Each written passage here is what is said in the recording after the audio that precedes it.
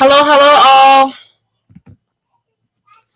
Sorry I'm a little late. I was putting my little one down for a nap, and she just, tried to tug me back as I was trying to tug away.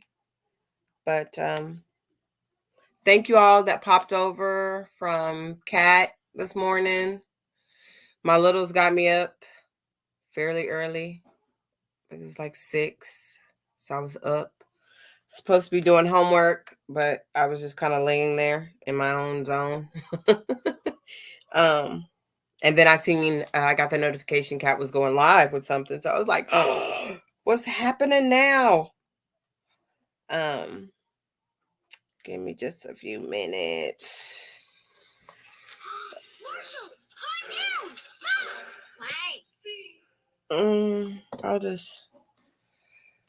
I got all my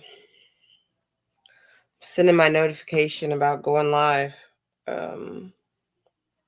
So yeah.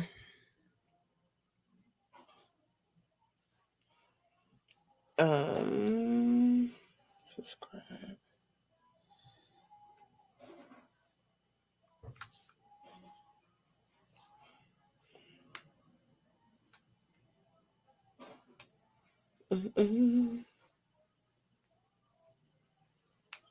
I don't know what that is. We're just gonna go back here. Can I go backwards? There we go. Yeah.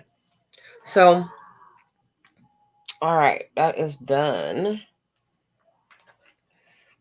I hope you guys are having an amazing day, an amazing morning. I just wanted to go live. I really should be working on some homework, but I'd already planned this out.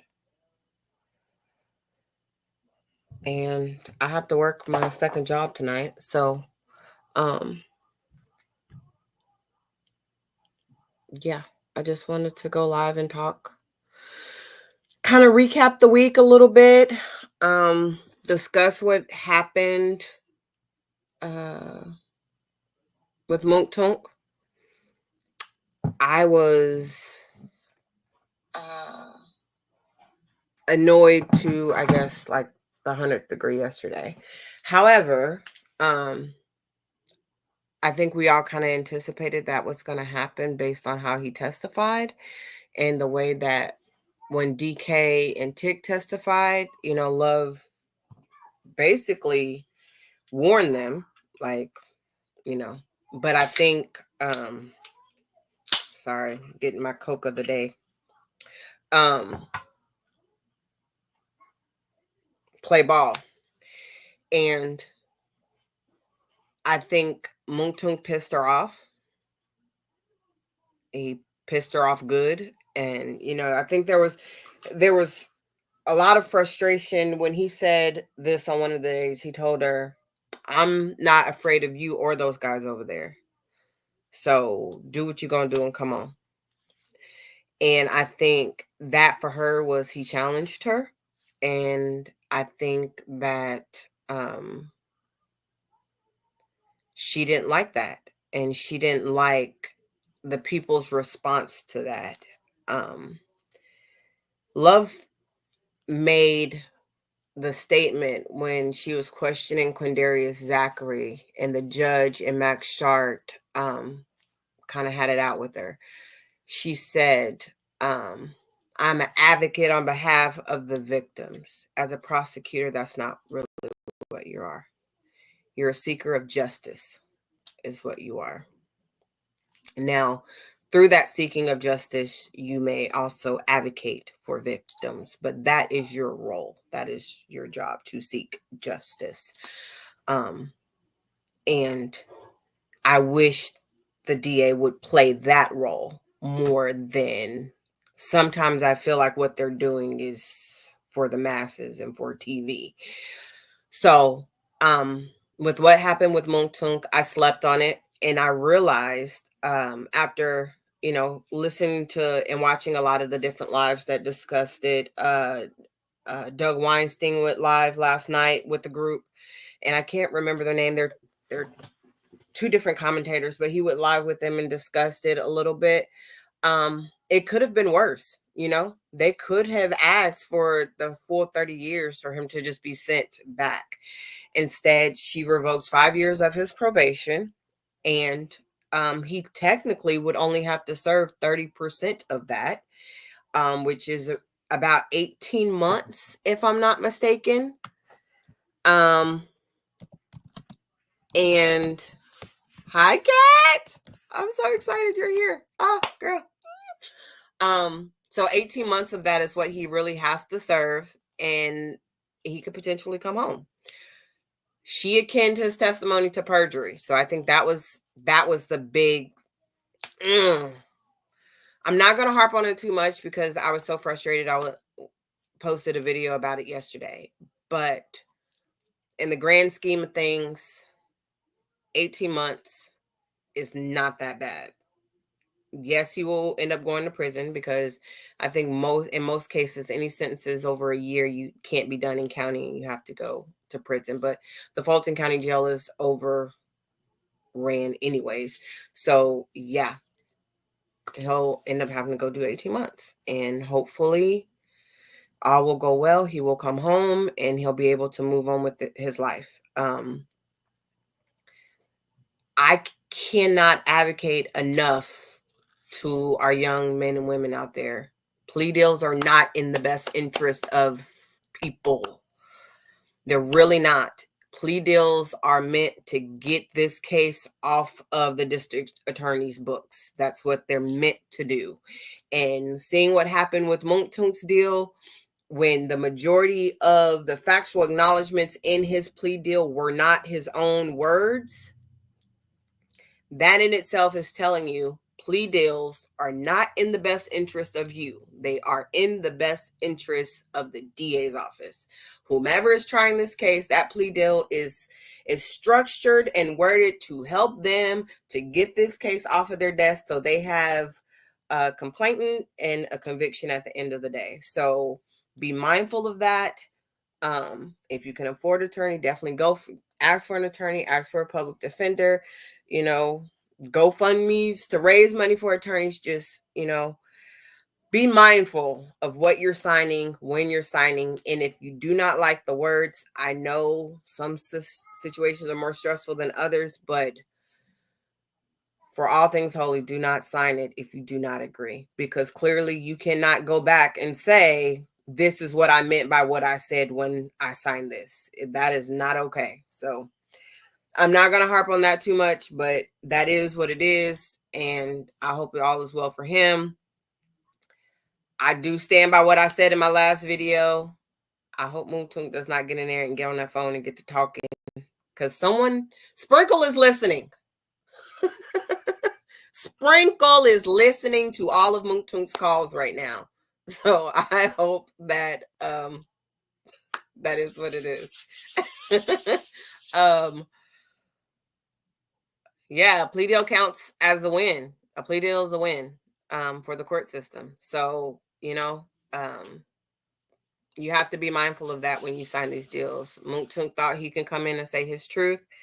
I think he was standing by what he was saying, but in the end, that cost him. I think that is a warning shot to I think it's 3 YSL members left to come in and testify. YSL Duke, what is it? Is it BB? There's 3 more, I think, that Sylvia was saying that's on the witness list to come in and testify. And I think this was a warning shot.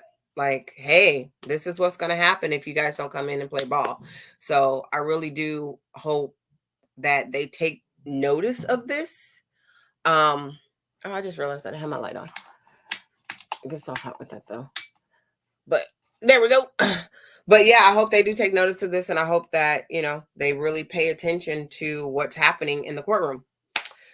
So now that's out the way, I think the best thing that happened this week is they got through more than, I think it was almost like 19 witnesses in a day. Maybe 15, maybe a little less. It was Monday. And Monday I didn't really watch because I didn't know they had court. It was Columbus Day, so I just assumed the courthouse was closed. So by the time I figured out they had court, it was like towards the end of the day. So I kind of jumped in, catch chat, and was watching, but it is what it is. But I think they got through like 15, 16, 17, don't quote me, witnesses that day. A lot of them were police officers. Some of them were regular lay people, but that was definitely like, yeah, kind of made me feel like this thing was going to get the moving. You know what I'm saying? I had another interesting witness that seemed like he was not really interested in testifying. He came in the cowboy hat and was really irritated that they almost put him in jail to come and spend 4 minutes on the stand. Literally. Did your vehicle get shot up? Yes. How many times was it shot? Twice. Was it still workable? Yes. Were you at this address? Yes. And he like, was that it? They're like, yeah, you're free to go. And he's like, oh, they was harassing me, coming to my job. And that's it. Yeah, 4 minutes of testimony and he was out the door. You know what I mean? Lucci's mom came in and testified about the shootings at her house. There was one day that I did have pulled up that I wanted to kind of hit on, and I think this was day 145. Whenever Brown is doing direct, the judge seems to get very frustrated. It's almost comical because he's always kind of all over the place, and he has to be directed on how to do direct because he doesn't seem to really know what he's doing. But he wanted to introduce some pictures, and there was a collection of, I think, 30 some odd pictures that he had. Well, he really only wanted to publish something like 10 pictures, but he had 30 of them. So Doug Weinstein was like, well, we don't need all of these. Can we just tender the ones that you're going to publish and that just be the end of it? And there was something I noticed that really irritated the judge. She likes things done in a certain order. And this man was just reading off numbers to her. And she was hot micing. She was annoyed. This is more so for the hot mic than it is for anything else. But I thought it was really interesting that they're not picking up on what the judge is putting out. She didn't told them how she liked to do things. And they still doing stuff how they want to do it. And it's really starting to frustrate her a little bit. So I wanted to play this little clip for you really quick, just because I thought this was really interesting. Let's see here. Mm-hmm.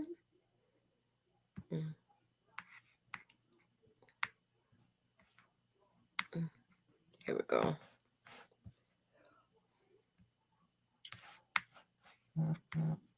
We're going to come out of that.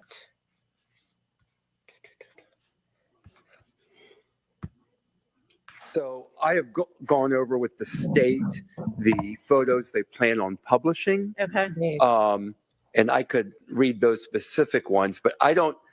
We've narrowed down the ones that they plan on publishing.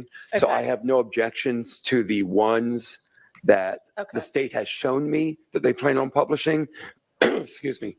The other ones that they do not plan on publishing include many photos that are cumulative, they're redundant to others. Okay. So any of the ones that they do not plan on publishing that we haven't gone over, I object to the admission of those. All right. Well, you're going to have to be a little more specific. Okay, then let's. If they still want to have admitted the ones they're not going to publish. Yes.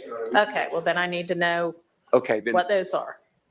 Then I would object to 1, 2, 3, 4, 5, 6, 7, 8, 9, 10, 11, 13, 14, 15, 16, 17, 18, 20,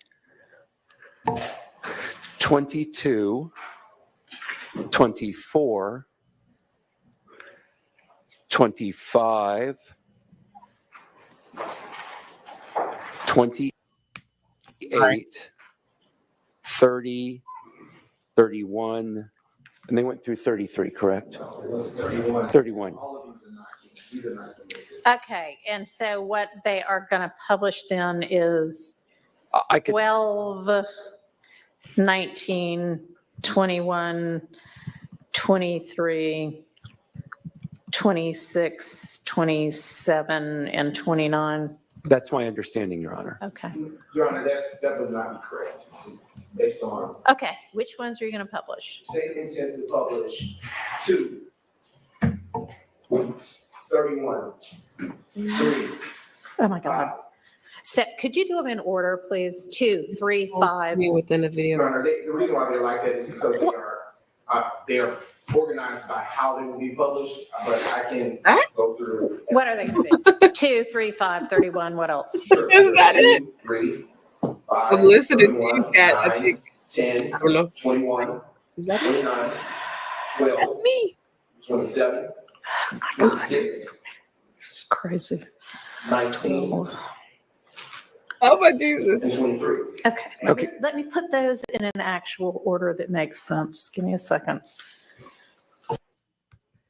Okay, that was just for that. That was just totally for the hot mic. I really, I'm sorry. I laugh every single time I hear it. She's like, "Oh my gosh, horrible." It just cracks me up because she, she's just so irritated with him. And it's just about putting the pictures in numerical order. Like she's like, I get that you may present them in a different order when you present them to me, but give them to me in numerical order. Is it really that hard?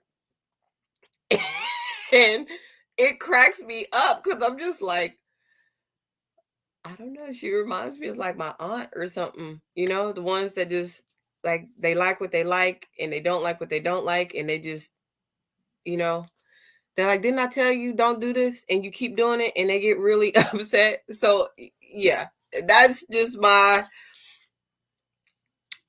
sorry. But yeah, Judge Whitaker, she kind of like, you know, she's serious when it's time to be serious. She's sometimes playful when it ain't really time. You know, she laughs at things that's like really not a laughing moment. But she's human. And I think in the grand scheme of things that this sometimes she has those moments when you're like, oh wow, she does it too. Like, oh, okay. You know how we all got like really frustrated with Gaither when she was doing it. Judge Whitaker be doing it too. She, you know, she do it too. Like when I think when did Sprinkle testify? Was that Friday? When she seen it, she said, "Oh, it's Sprinkle." She hecka hot mic that. Perjury, money laundering, fraud, election interference. How does that all just go away?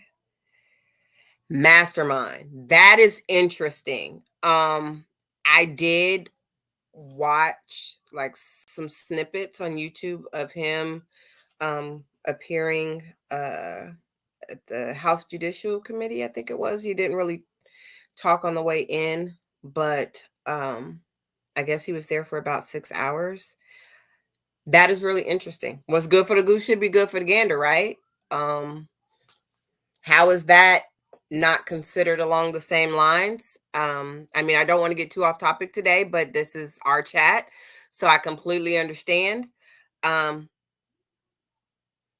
Yeah, I seen the video when they showed up together at the traffic stop for her daughter, and they were not supposed to. They claimed that their situationship was over.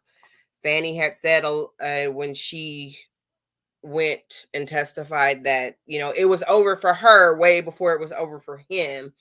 Women are done before sometimes men are done. She gave this whole ideology about when we shut down compared to when men shut down, and you know, this, that, and the third. I don't know what that looks like because it's going to take a different set of individuals to discuss that. And the way that the law applies, it should be the same for everyone. But right now, their case is kind of like Trump's RICO is like at a standstill because of all these other things that are happening. So I can't give you direct, I really can't. I have to look more into that. I have to read more into that, and maybe that's a different live for a different day that we can definitely sit around and discuss that. But I would have to do a little bit more research into it. I don't want to just to get to bumping my gums, and I really don't know what I'm talking about more than just the little bit of insight that I've seen on YouTube.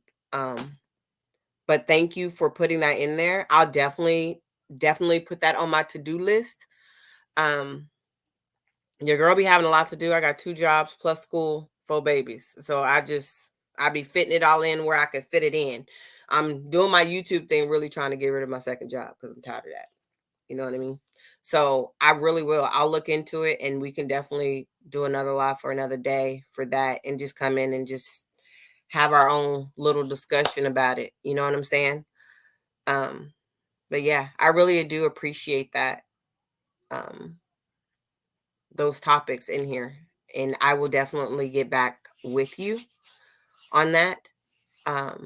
Just so I can look into it, because I want to kind of know what I'm talking about. This is really my freedom of speech type of thing. This is me watching as a layperson on an onlooker, watching YSL. I have no legal background. I'm not a lawyer at all by any means necessary.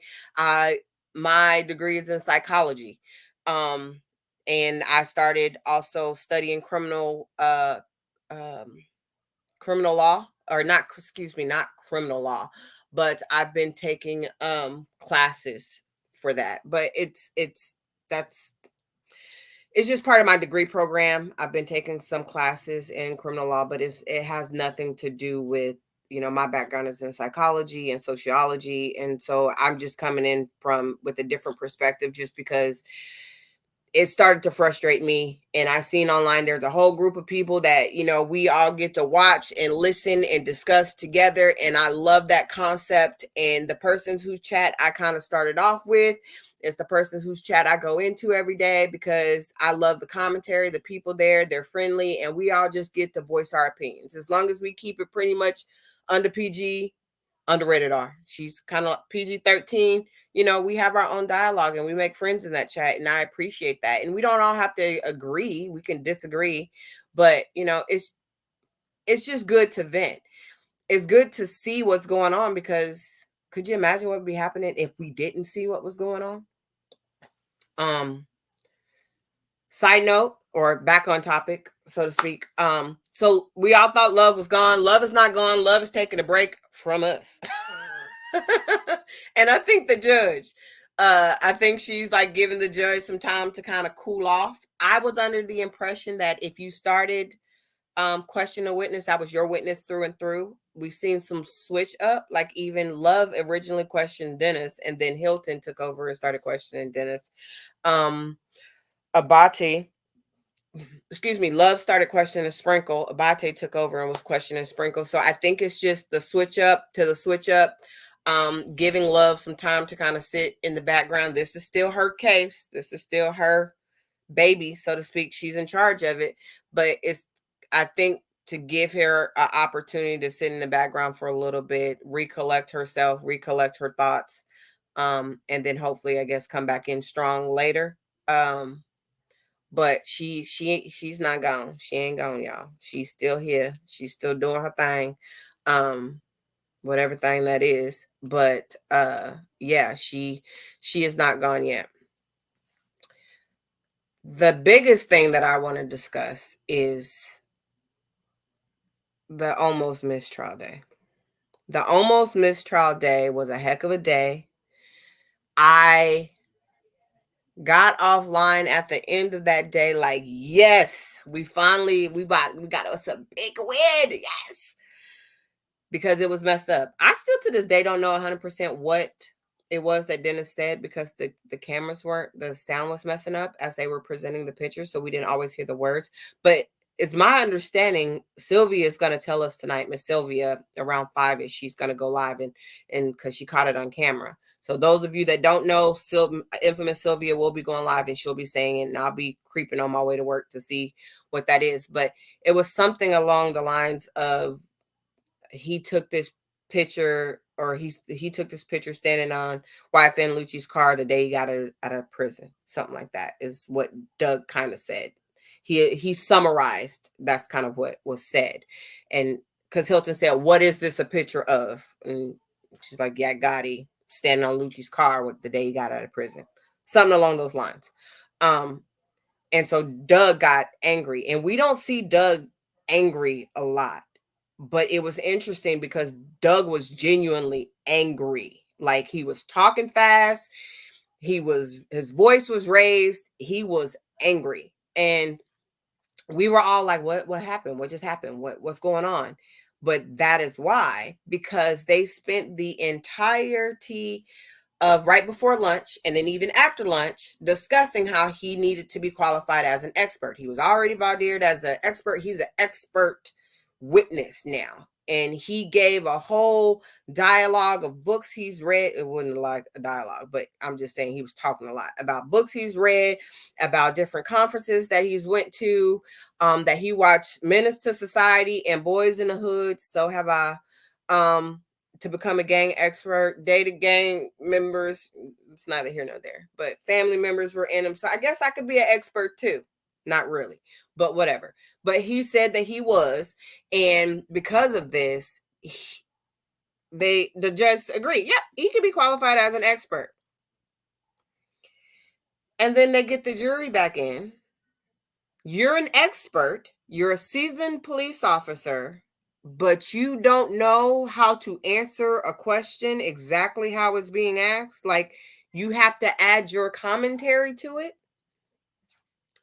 Now, keep that in mind when I say this, because Kat did a rewatch of Detective Dennis's testimony. And guess what he did the majority of the time he was on the stand? He was giving all of his commentary along with that. And at the time, we had Judge Glanville, who, of course, didn't do much about it. So that's how he was used to testifying. He was used to saying what he wanted to say as he wanted to say it.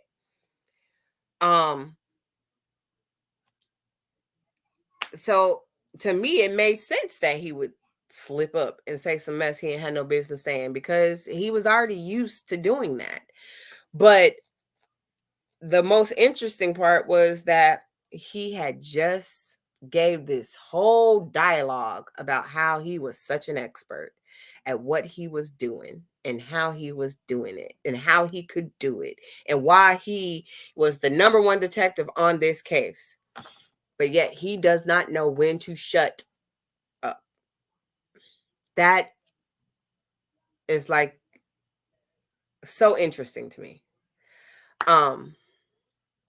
So what I did pull up for you guys, I kind of want you guys to hear, and you may have listened to it, you may not have, a little bit of his commentary as to why he felt like he was such an expert to be discussing what he was discussing, but he just don't know when to be quiet. So let's pull it up. I'm not going to play the whole thing, but again, I find it so interesting. I am, I am an expert. I can talk about these things. I know, I know more than they think I know.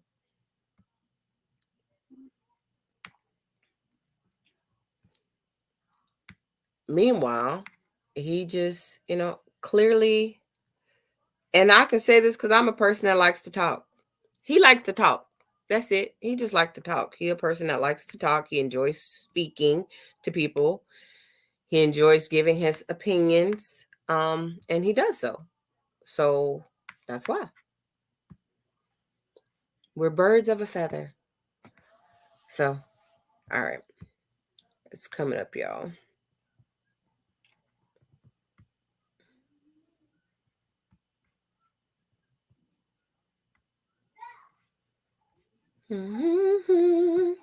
This is fuck.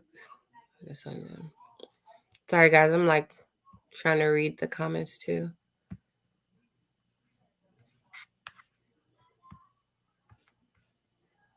Oh, okay. Really dizzy just now.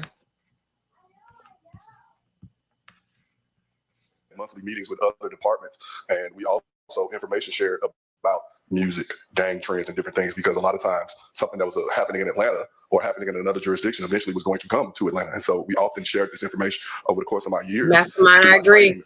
And my own background, I was able to decipher a song, decipher movies and entertainment, and understand what's being said. And through interviews with individuals involved in our investigations, a lot of them would help us understand some of the music and some of the lyrics that they were saying. Question, Doja?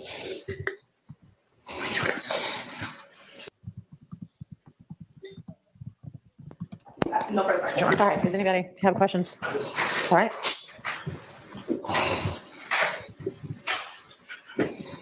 I want to hone in specifically on your training, right? I heard you say that You too, Miss you've given a James. presentation We experts here. about gangs, but I'm asking about gangs and specifically rap music and rap lyrics as it relates to gangs.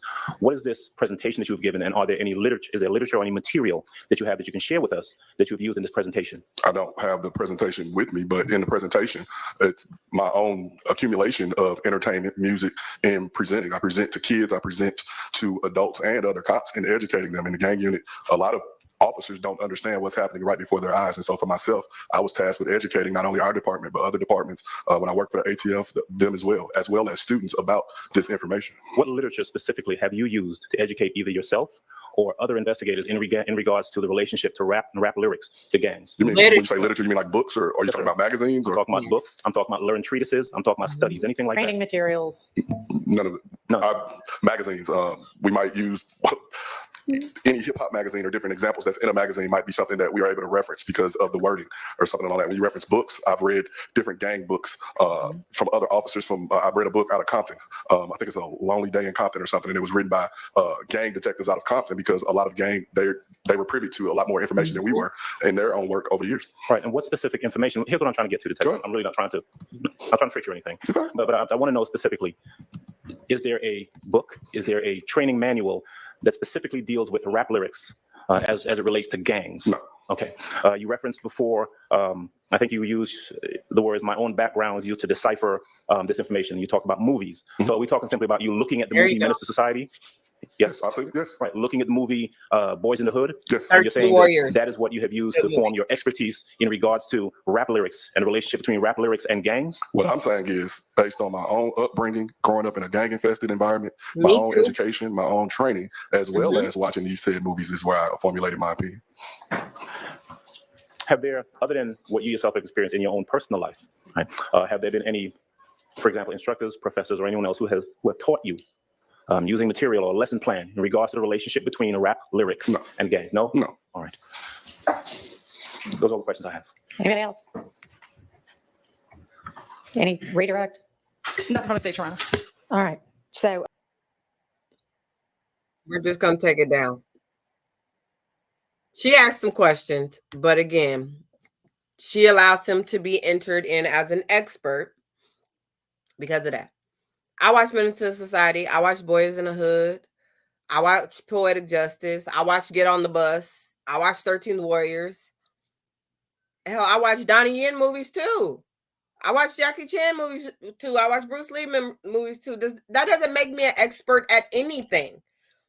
You know what I'm saying? Like, it doesn't. When I was in middle school, like, my family members were in gangs. The boys, there's very few boys in our family, but the boys got into gangs. You know, the girls, we thought it was cool. We dated gang members. They were our age. You know, was they doing mess they had no bit? Absolutely. Was they really just claiming stuff that their older siblings and cousins and family members did? Yes. That don't really mean I know anything. Do I have my own personal experiences? Yes. Do I have things that shape me to be who I am? Absolutely. Or some of my experiences that? Yes. But also at the same time, you say that and then you turn around with the same breath and say that all of these men are held accountable for everything that other people do. The 28 people that you guys arrested and rounded up, all of them are individually responsible for everything that other people decided to do, whether they were in the same town at them as the time they did it, whether they were on the same block as them, whether they were in the same neighborhood as them, because they all associate with this one group of people under the name YSL. Everybody is now intermingled and responsible for each other's crimes. Okay. Okay. I am still trying to understand how it is. Okay, so let's just take like the Mounk Tounk situation. Mounk Tounk, Quindarius Zachary,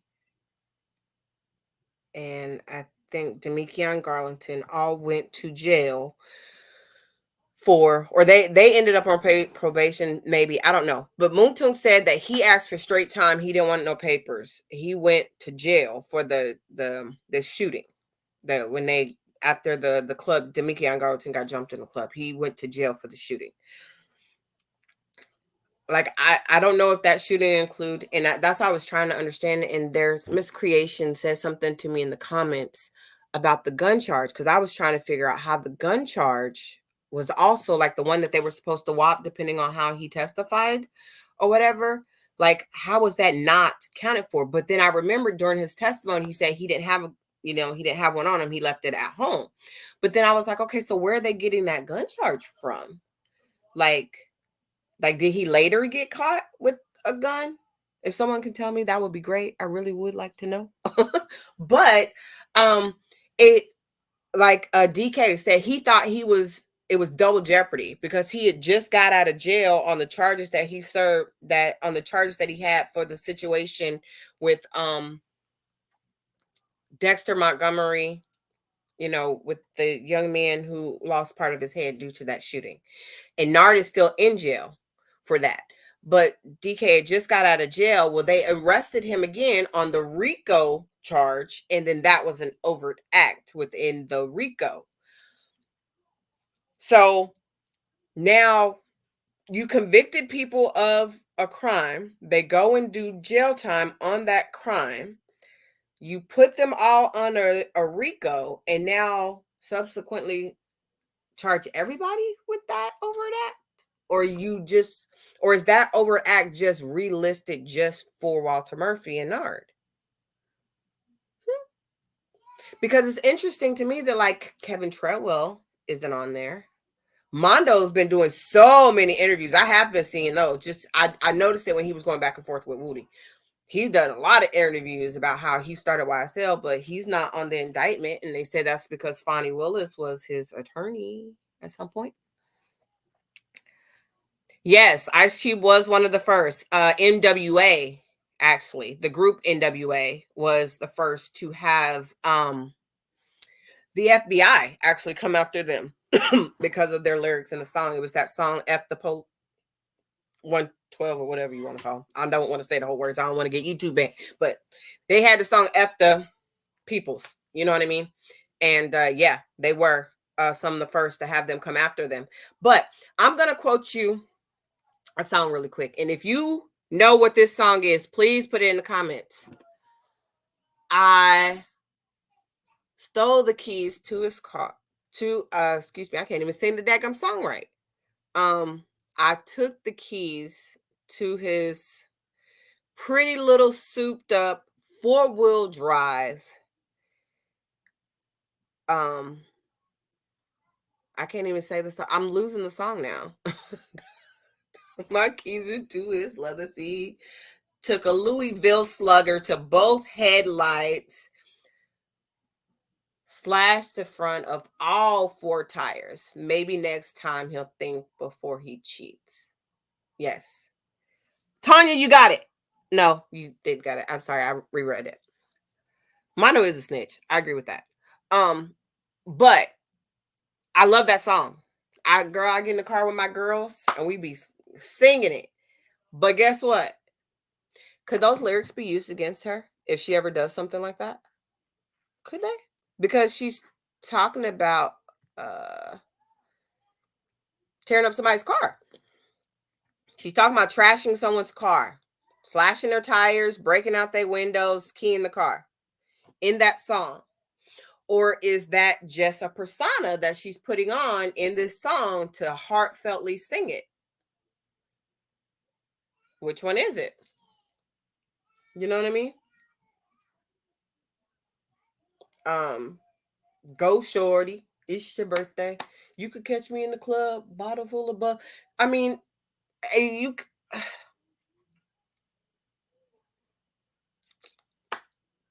I'm a little bit older, but you know, there's R. Kelly sung Half on a Baby. We can go Half on a Baby. You know how many kids was probably created to that song? Like, is he at fault because so many babies was born out of wedlock to that song? You know what I mean? Like, I'm not going to say that people don't say things that they went through in their life in their songs, because Beyonce is one of the first that will tell you, like, when she gets into her zone, she may be going through something. It may be stuff that she sees online, and she'll go and lock herself in the room, and she'll come out days later with an album, legitimately. Because of these, she's putting her emotions, her feelings, her anger, her sadness, her happiness to paper. She said one song may make her furious. She'll just be writing in fury, just so angry, so upset. And she'll put those words to music. And then the next song, she can be crying and she's just so hurt and upset. Lemonade, the album, Lemonade. You know what I'm saying? And she's getting those emotions out. And then the very next one, she may be thinking of something that's made her so happy, you know, like the birth of her children. And she's so ecstatic now. And she's made great music. And then, you know, she said, it happens. And, you know, when I was younger, I used to write, and I understand that. And you're writing your emotions. So we're saying these men can't rap about what they've been through. They can't rap about what they see. They can't rap about what they were around. Because what? Because someone's going to take those words, interpret those words, and now say they're guilty of all these crimes. I mean, how fair is that? How okay is that? You know what I'm saying? Like, there was a time where, you know, you're doing stuff in your teens, your 20s, you're just trying to have fun. When you get in your 30s, you start to wind down a little bit. By the time you get to 40s, you're like you really kind of figuring out, like, oh, okay. And I remember a time in, you know, going through that, you know, we was doing the club thing a lot, you know, all out and about, we, you know, in the scenes, doing whatever. And I say this as to compare to these men, just having fun, just out and about doing our thing. You know what I mean? And there was a time where almost every single weekend after the club, and we didn't stop going, there was a shooting. There was a shooting. It got so normal that we stopped even reacting when we heard the bullets. You know what I mean? Like, we would just be like, come on, girl, we got to get to the car before stuff get crazy. I remember there were times I was driving out the parking lot like this because we were trying to make sure that we didn't get hit. But we just, you know, so like when Quindarius Zachary's girlfriend got on the stand, I say that because when she got on the stand, they looked crazy at her when she said, oh, there was bullets coming in, but I just went back to sleep. I was just like, whatever. It wasn't something that scared me. They were like, what? But things start to get really normalized in your world and in your life. And depending on how you grew up, these men didn't grow up in like the best neighborhoods. They didn't grow up with silver spoons in their mouth. They grew up in the trenches. You heard them say sharing a McDonald's Happy Meal or Mighty Kids meal, which at the time was probably like close to $3 or $4. That's what they were doing. You know what I mean? Hoping that one of them would make it out to help the rest of them. And even when that happened, they couldn't really lose their ways. You know, they couldn't see the insight like they see maybe now. They couldn't see, you know, I got to work for what I want. You know, there's some of them that still stayed in the life, you know, and I guess Dear World Christian kind of did a little thing on this where he talked about what happens when you kind of try to stay close to your roots instead of going away. It you feel, part of you may feel guilty for what you're able to achieve, for your success. And because of that, you try to stay close to those around you because you want them to hopefully one day become encouraged and want to do better. I'm not saying by any means that no one is responsible for anything that may be in this indictment. But what I am saying is those things, those one things or two things or 10 things may be the responsibility of that one person.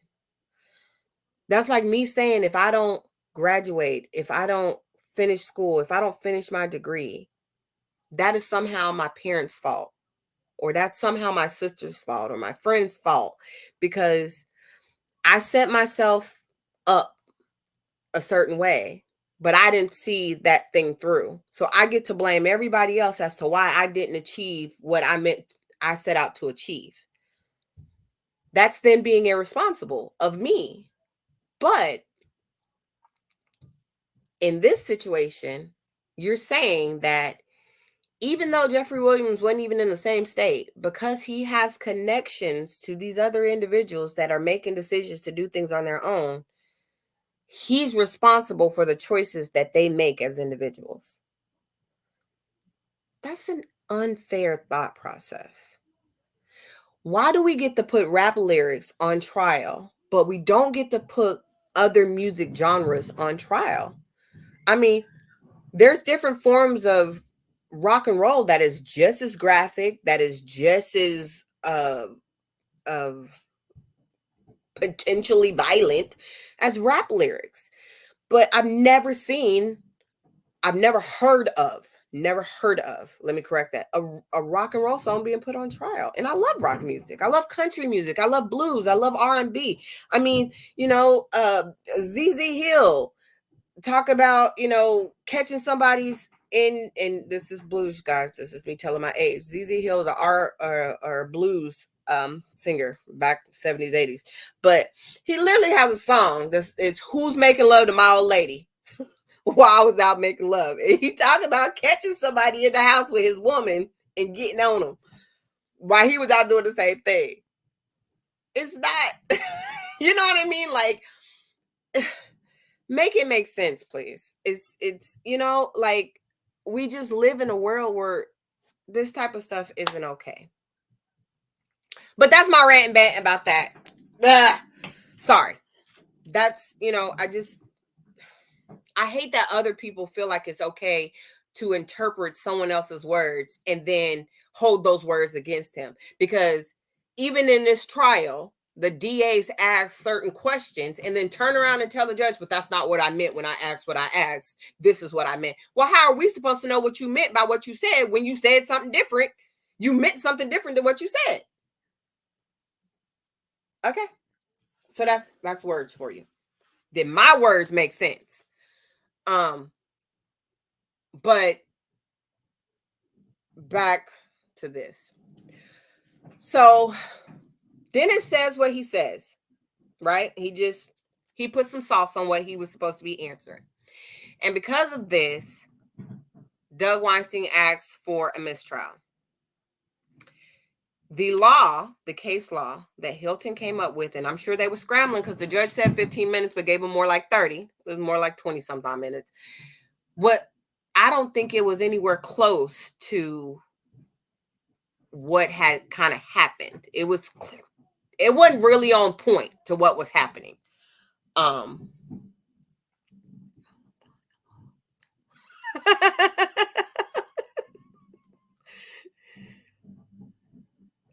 I agree, Kat. That's exactly. I mean, even when I'm talking to my daughters, I have 2 teenagers, right? And I have 2 toddlers.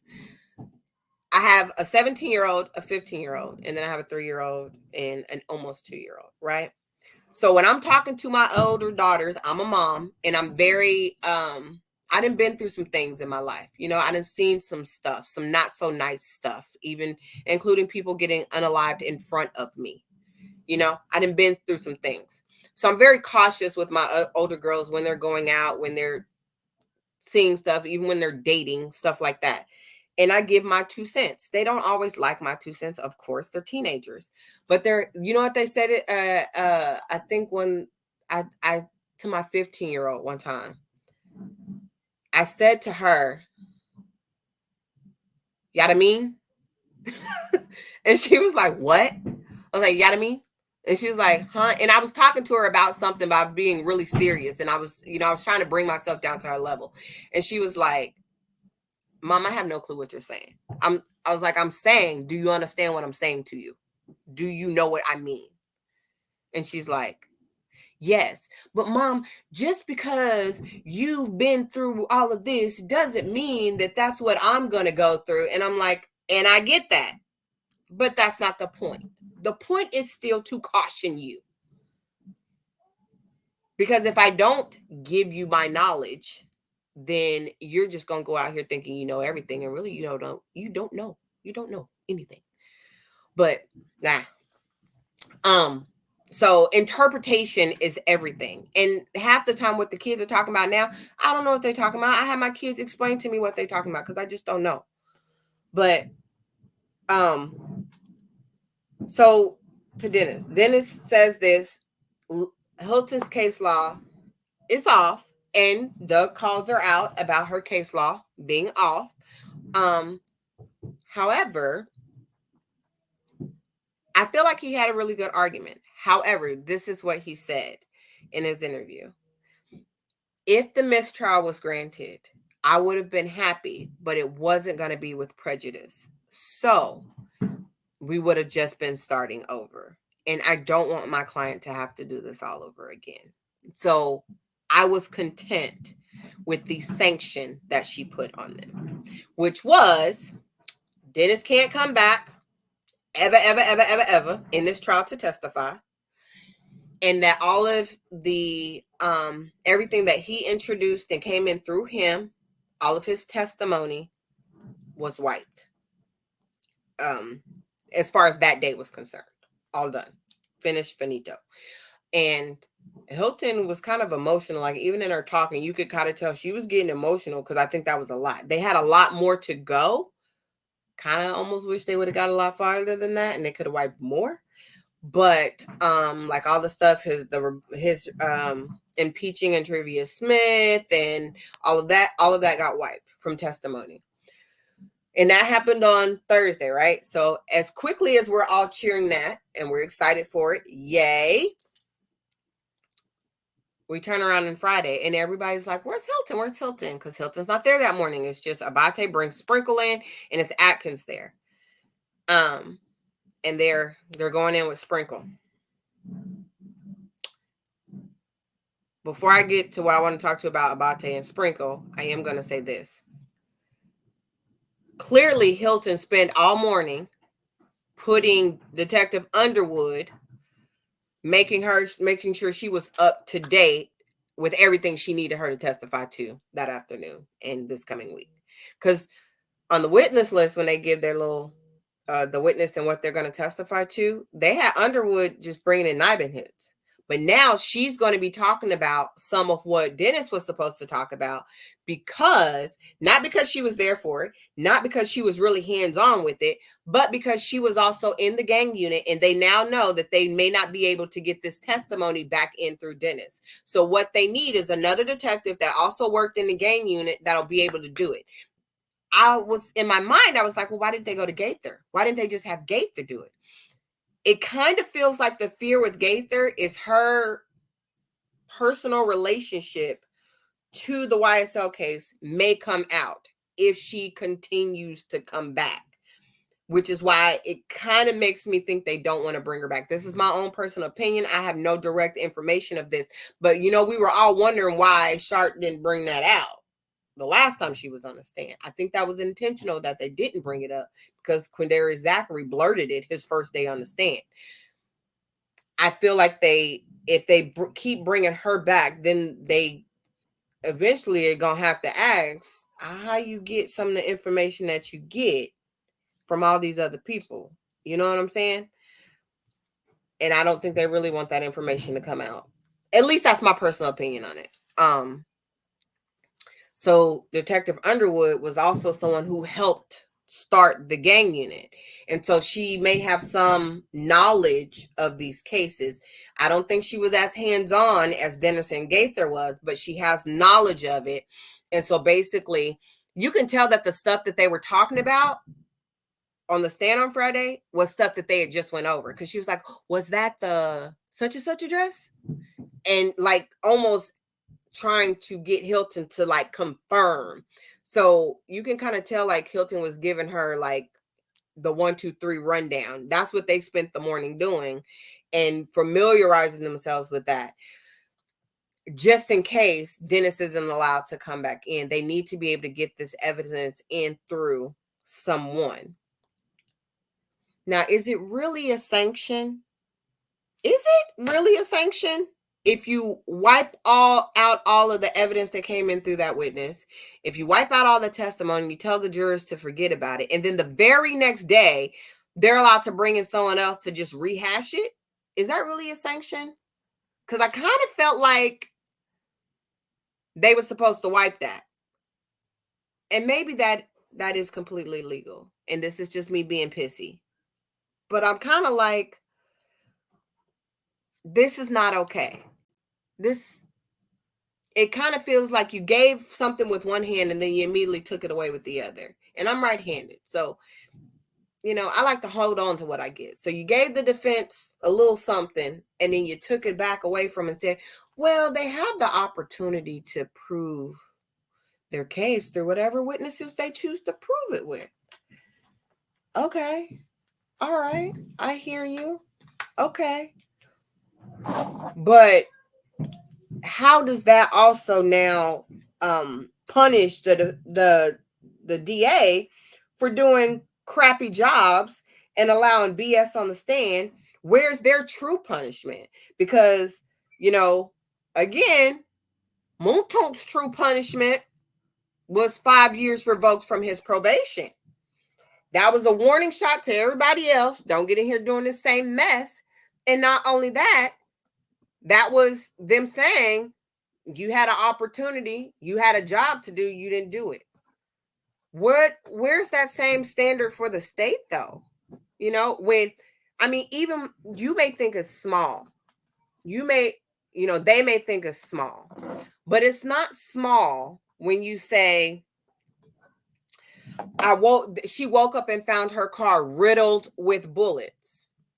And the judge says, riddled?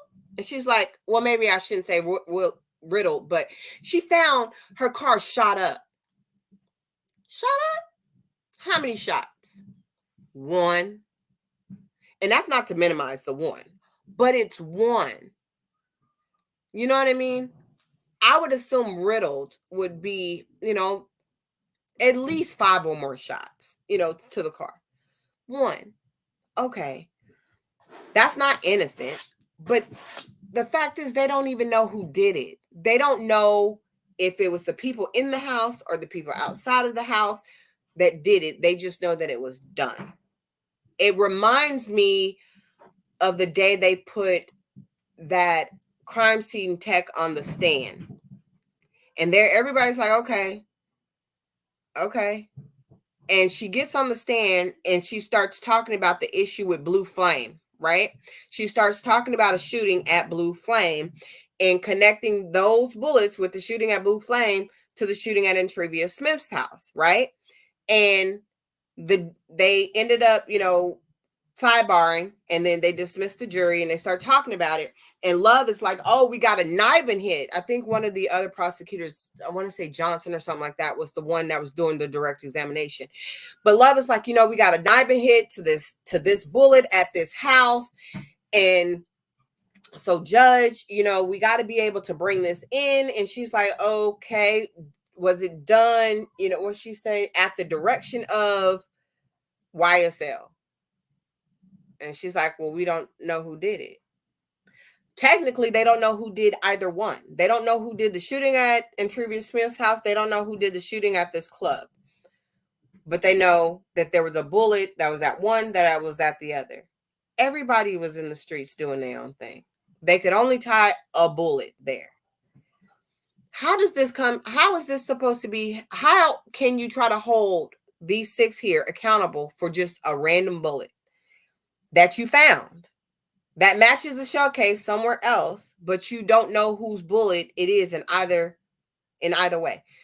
Like, this is my thing. This, and I don't know if this is far-fetched, but this is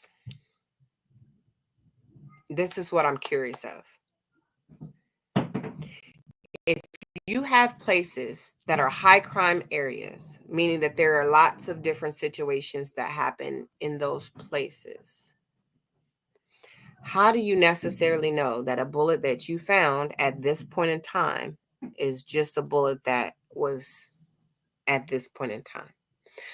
How do you know without 100% certainty that that shell casing may not match another, may not have been from a situation that happened a day ago or a week ago or a month ago that maybe just wasn't found then, or that nobody called the police on? That is the only reason why I say that, because it was just one. It wasn't like there were several shell casings that got a knife and hit. It was just one. So that's what I'm kind of curious about. I feel like there needs to be a complete separation of the evidence.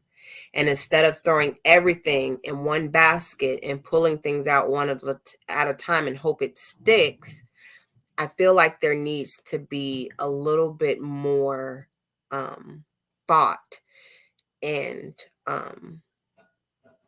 understanding and cooperation put into the evidence that you're presenting. Not, this situation happened, this bullet can be tied to another situation, and because the people involved, we know, had involvement with these people, we're going to put it in this case. Because I'm curious to know, did you do the same thing when you had YFN Lucci doing his case? Were you just throwing in random evidence and just hoping that it sticks? I mean, it's my understanding he took a plea deal, so, he didn't really take his to court. I think he thought that was the easier process, and it may have been. Right. Right. Agreed, Kat. Agreed. You just got this random shell casing and you're like, hey, it matched another Nibin hit, and Trevius Smith has connection to both YSL and IF gangs. So we're going to say these are the 2 gangs that we think was involved. How do you know with 100% certainty that that shell casing is absolutely connected to these individuals and not just one that you happen to find? My gosh, it drives me so crazy. I absolutely will look, Miss Kim, into getting the information for,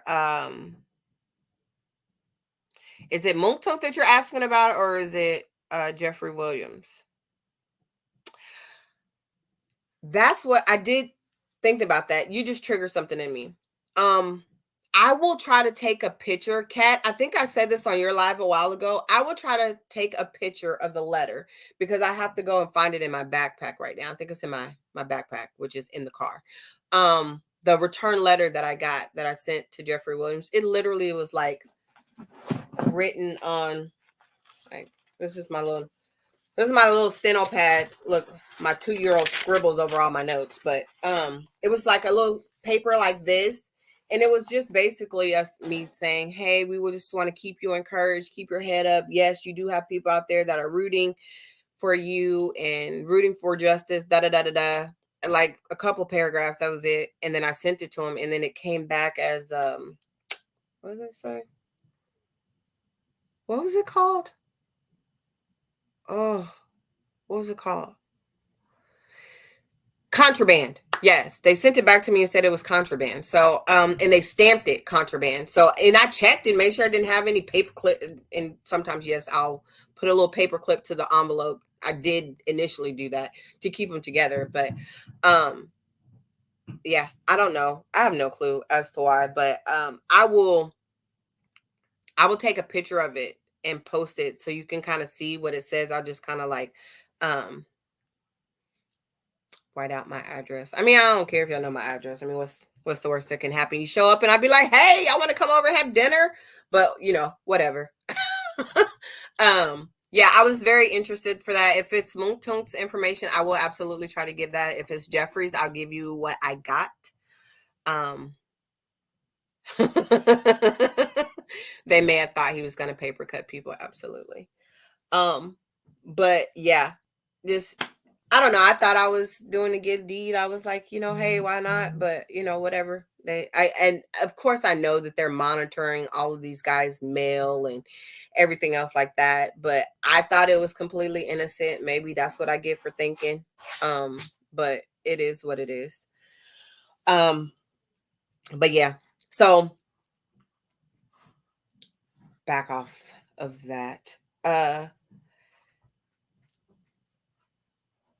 I personally, again, no. People do stuff. I think there was two things that really, like, aside from Mounk Tounk, that bothered me this week. The first thing, Atkins took a little dig at Shannon Stillwell when he did his testimony. I'm still looking for the exact clip. He asked like a question. It was really kind of like, made me kind of look at him side eye, like, okay, Atkins. The situation that happened with Shannon in the car when the car got shot out and that young lady got hit in the face with a bullet from behind. So she's trying to drive and keep these people, get these people out of harm's way. And she was just giving a friend a ride. They went to get food, and then he was going back home to watch his baby. Understand this. We talk about the whole Woody situation with him getting shot at with his baby in his arms, and he shot back, right? Shannon Stillwell was going to his grandmother's house to watch his baby because his girlfriend was going to go do whatever she was going to do, but to watch his baby. It's not exactly that situation, but it's akin to it. He's trying to get home to watch his baby, and some people open up fire on this car. This poor young lady gets hit in the face with the bullet, loses control of the car flips. The girlfriend ends up with her leg badly injured. He ends up with a collapsed lung. I've had a collapsed lung, okay? I have a tube in my lung from that collapsed lung. I've had it for since I was 19. I know how hard it is to breathe with a collapsed lung. He also had a shoulder injury. I don't really know if he was shot. How is it okay to just completely throw blame on him about that?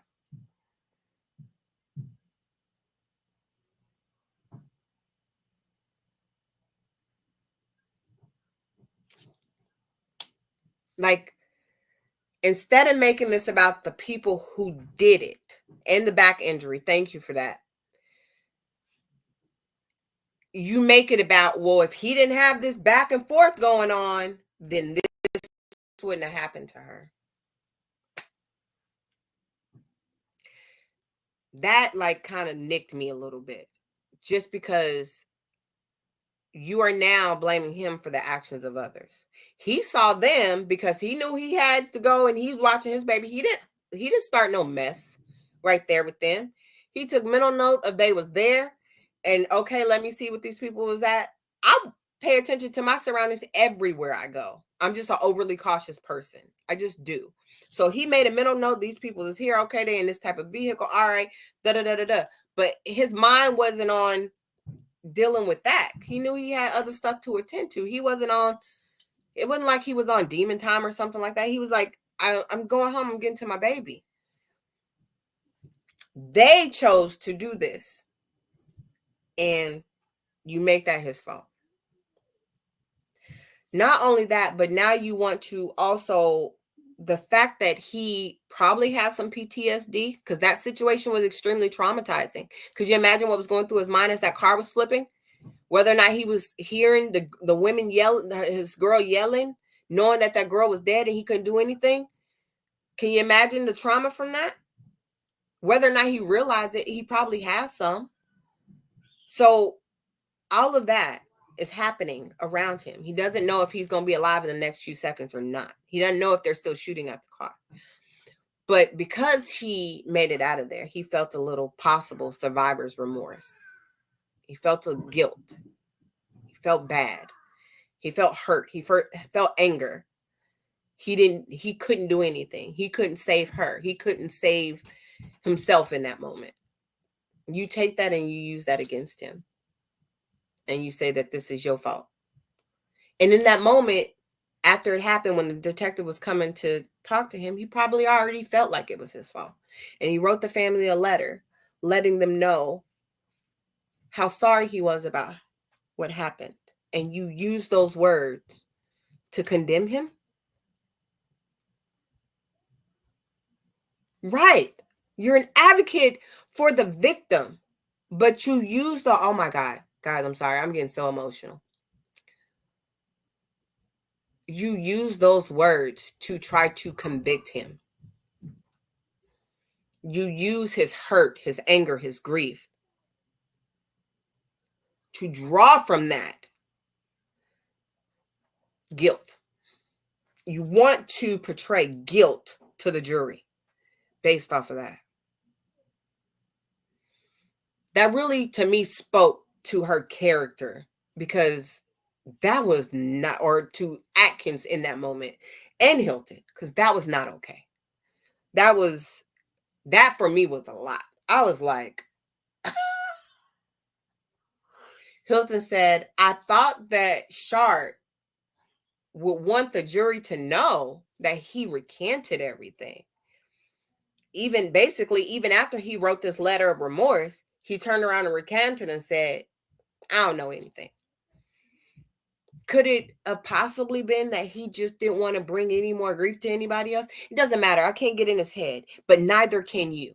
Neither can you. You can't get in his head either and try to assume what he meant by what he said when he said what he said, because you weren't going through what he was going through in those moments. And then even after that, he went to jail with a messed up back, with a collapsed lung, with all these injuries, and had to sleep on a concrete slab. Y'all didn't give him any special treatment. He got into conflicts in jail because, the discovery packages and crap like that. So that really hit a point for me. In addition to that, right after what happened with Dennis, I think they were all scrambling. So back to Thursday, they were scrambling to figure out what to do. So they literally go from that. And considering the fact that they had Duke available to testify and chose to not call him, instead, they got the most traumatizing situation to bring up. They say, you know what, well, let's go balls to the walls now. And they went and got the detective that was shot by Eppinger. They called him over to come testify. That was strategic. That was really strategic. And considering, I don't know, my brain just thinks Abate. I feel like Abate was like, hey, let's go here. You know what I mean? It may have been a Fonny or a love call, but I don't know. I feel like Abate is more strategic with how he chooses to run a case versus Love and Hilton. And if you notice the subtle changes that was happening, and not so subtle changes that was happening this week, I really kind of, good morning, my pet goldfish. I really kind of felt like that was in a body call. I really do. I truly, truly, truly do. You know what I'm saying? I do. The detective testifies, and again, this is someone who probably has PTSD from the situation and everything else. But when he came on the stand, he said, I identified myself. I told him that I had a warrant for him. And he just walked past me. I told him to stop. And then, I mean, the judge said, hey, let's get rid of all this, him driving up and all of that. Let's just get to the important part. And Hilton said, no, Judge, I think you need to see everything in context as it happens to add to what's going on so you can understand it. So we watched it and they played that before the jury, and not by any means diminish what happened to this man, because it is extremely traumatizing. And this was a person who did this. This wasn't a group. It was a person who did this. But when he gets out of that car, he zooms up on that boy. He may or may not turned around. I don't know. One of the officers testified that he never even turned around as the engine revved towards him. He kept walking. The cop jumped out the car and said, on the ground, boy.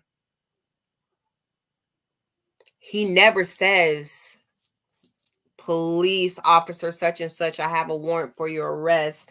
I need you to put your hands up and get on the ground. I'm not trying to belittle the testimony. I'm by no means doing that. What I am saying is that as a person, as an individual, if you think about it, this is on the heels of George Floyd. Just putting it into context in my brain. This is how I was making sense of it. This was on the heels of George Floyd. This was on the heels of all the riots. And it was a lot going on in Atlanta with the riots and everything. Well, excuse me, let me not say riot. It wasn't. It was protesting, not riots, protesting. The media kept saying riots, but it was actual protesting. During that time, people were probably, because I know I was, and I was warning my kids, as little contact I can have with the police, the better. A lot of people were thinking like that. I mean, I had discussions with my nephews too. So if you can't tell me what I've done wrong, I'm not stopping from you. I'm not talking to you. And you would just have to be in his mind to understand. But as a person of color around that time, I know what my thought processes were. And so that's immediately where my head went when they were talking about how he reacted. I didn't do anything wrong. You can hear him saying, I didn't do anything wrong. I didn't do anything wrong. And he kept going. And then he did something wrong. So again, not minimizing, just kind of trying to make sense of why his reaction may have been what his reaction initially was before everything else. So that the video that did not get in, that I was so I had mixed feelings about, but did it draw a tear from me? Absolutely. The video of them arresting him, which I was very happy that he was taken into custody and arrested for both reasons, for what had happened, but also so that he didn't lose his life there. That young man was in that video crying. There was babies in that house. There was a woman in that house with her babies. I wish she would have ran out the house with her babies, but that woman, the babies was in the house. They came out. That was saddening. But then he's not a man, that young man was crying. You had 3 or 4 people, different people yelling stuff at him at the same time. Get on the ground, get on your belly, put your hands in the air, get on the ground, get on your belly, just back and forth. That was a high stress situation for everyone. He didn't know if the officer that had been in that situation was okay or not.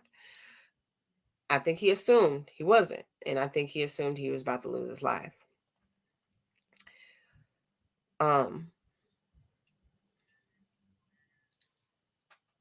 Right. Agree, Kat. I was very emotional in that moment. That young boy was saying to those police officers, just kill me. Just kill me. I'm not going to say no again because I don't know if I can, and it really does something to my spirit. But that, oh my God. That hurt. You know what I'm saying? That's what he was saying. And there was an officer saying, we don't want to do that to you. We don't want to do that. Just come on. Come out. And again, you have 3 or 4 officers all yelling different stuff at this young man. Get on the ground. Get on your belly. Crawl to me. hands in the air, everything. He doesn't know what to do because he doesn't know if they're going to do what in his mind he thinks they may do, because that was in my mind. I thought that may happen. But the craziest part about this was Hilton's argument. We want to put this video in to show the jurors that the defense always says that the police over-police an area and they target young men and they try to do this and they try to do that. We want to put this video in to show that in this situation where the police could have used lethal force, they did not. Miss Jams, that's when I cried too. We want to show that they could, this was a situation they could have potentially used lethal force, but they didn't. That's why we want to put this video in.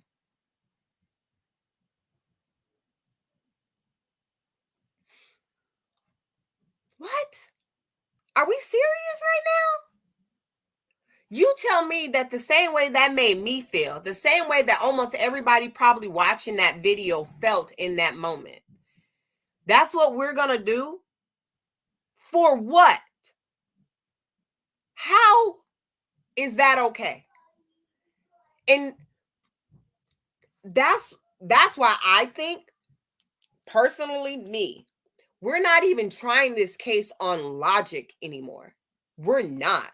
We're trying this case on pure emotion and my feelings. This is how I feel. Everybody feels jaded in a certain way. And that's how we're trying this case. And I'm not going to lie to you. Towards the end of the Glanville days, he was judging this case purely on emotions, it felt like. You know, remember we had a day where like all but maybe 3 objections of the defense got overruled. I feel like Hilton and Love are so overly emotionally invested in this case because they're not sure if they're winning or not. They're really not sure. That at this point, they feel like they have to emotionally jab the jury to get their conviction. They're going to have to go balls to the wall for anything that will grip the jurors' emotions. And I know they're going to try to do it with Little Rod because they got Kristen Eppinger out now. They may have a few more officers testify to it, but they're going to do the same thing when it comes to the Little Rod situation and the Shamel Drinks situation for sure, because they have to jump on the jury's emotions. They got to make the jury see, look at these bad guys over here. Look at all these bad guys over here. What they haven't proved is that who they claim to be King Slime, Young Thug, is the one that's literally saying, yep, go do that. Go do that for me. Go do that for me. Go do this for me. There's no, I can't say there's no way, but it really makes it hard for me to believe that Jeffrey Williams is just out here saying, yep, go do this to the police. On one hand, he's saying, yep, go do this to the police. But then on the other hand, he literally telling Woody, well, if y'all ain't did nothing, go talk to the police. You know, they've tried to make it seem like he was like, we didn't do nothing. Go talk to the police. But in all reality, knowing how we talk, how people talk, yeah, well, if y'all ain't do nothing, go talk to the police. And so when Mounk Tounk, he said, well, when he said we ain't do nothing, go talk to the police. And who was it? Love said, who is we? And he was like, me and Copeland. He was like, well, how can Jeffrey Williams tell you we ain't did nothing? Mounk Tounk was saying, he said we as in me and Copeland, not we as in me, Jeffrey and Copeland. It was just we as in us two. But the DA is attaching we to everything for everyone.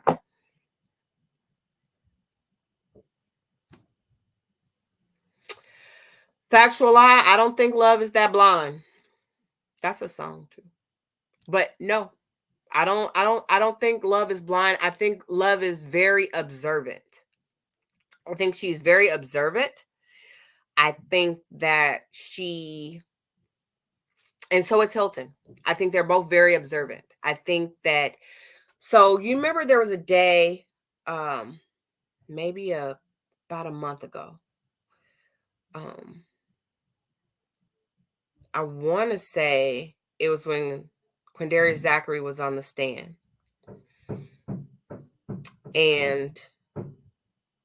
Or maybe it was Mounk Tounk was on the stand. I think it was Mounk Tounk. And Love was asking all these questions. And then the defense went behind her. Nope, it was Woody. The defense went behind Hilton, and when they questioned Woody, they was using snippets of the interview to basically impeach Woody, right? And they were just using those snippets. They were not playing, because the judge was annoyed that they were playing all of these dadgum videos. So they would just use the snippet. Remember when you said XYZ based on the direct? And then he would say, no, I don't recall. So then they would play it. And then, so they were doing that to impeach his testimony on direct, right? Well, then the Hilton and Love absorbed that. So when Mounk Tounk got on the stand, they were kind of going with that. And then, you know, the cross-examination focused a lot more on the plea deal than it did really with any of the other questions that was going on, because they were trying to draw the attention to the DA was doing shady stuff when they came up, because they came up with those factual acknowledgments. That's how you don't sign plea deals. They came up with them. So then Quindarius Zachary gets on the stand, and they basically, you try to use Zachary to impeach Mounk Tounk's testimony. And then Love is questioning Quindarius Zachary. Now, instead of truly impeaching him, because Brian still called it out, that they were going to put Gaither on the stand and get his video in through her instead of through him. She was asking him questions in a roundabout way. And she was asking the same question 3 different ways. And then Brian still kept saying, I think she's going to try to impeach him through Detective Gaither. He's like, why can't we just hurry this up? This isn't the way to do this. Why is she doing it this way?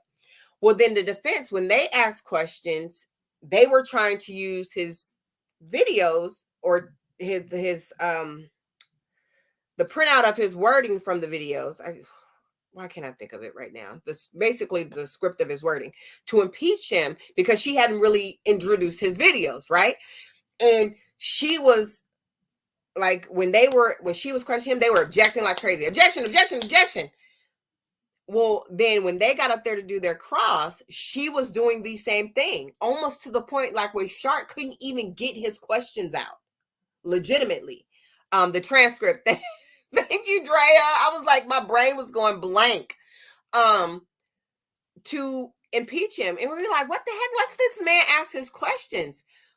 But she had picked up on that, because that's what they were doing when Woody was on the stand. That's what they were doing when Mounk Tounk was on the stand. So the DA is learning what Judge Whitaker likes and don't like. They just choose to use it when they want to.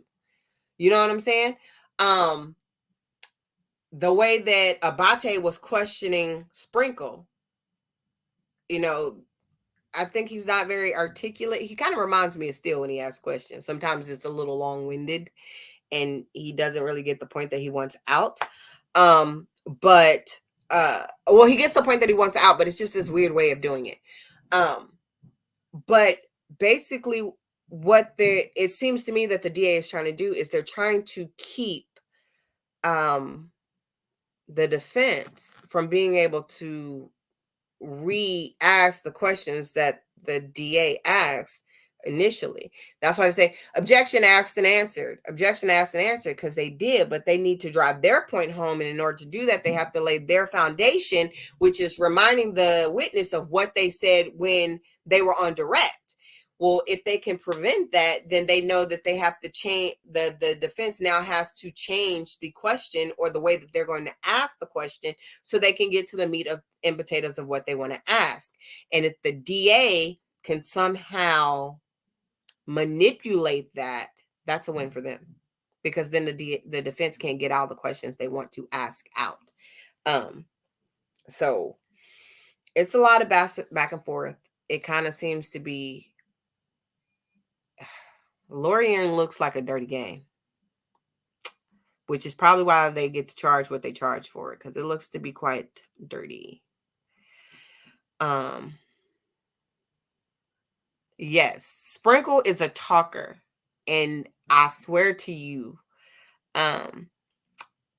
Steele has figured out how to manipulate that, I think, the best, because Sprinkle likes the sound of his own voice. Abate said he don't like the sound of his own voice. Sprinkle likes the sound of his own voice. He likes to be pushed up on a pedestal. He likes the pat on the back, good job. He likes the, oh my God, we love the work that you just did. Sprinkle likes to feel needed. He likes to feel respected. He likes to feel important. He likes everyone knows the intricate details of what he does and how he learns someone's voice and their dialect and what they mean by what they say. Sprinkle thinks he is the smartest person in the room. That is true, Drea. You said it. Oh my God, I just looked at it. Drea said it. He does. He thinks he is the smartest person in the room, and he knows more than everyone else. He pulls 700 phone calls and listens to 700 phone calls from one person. He may not listen to all of it, but the majority of them. Are you serious?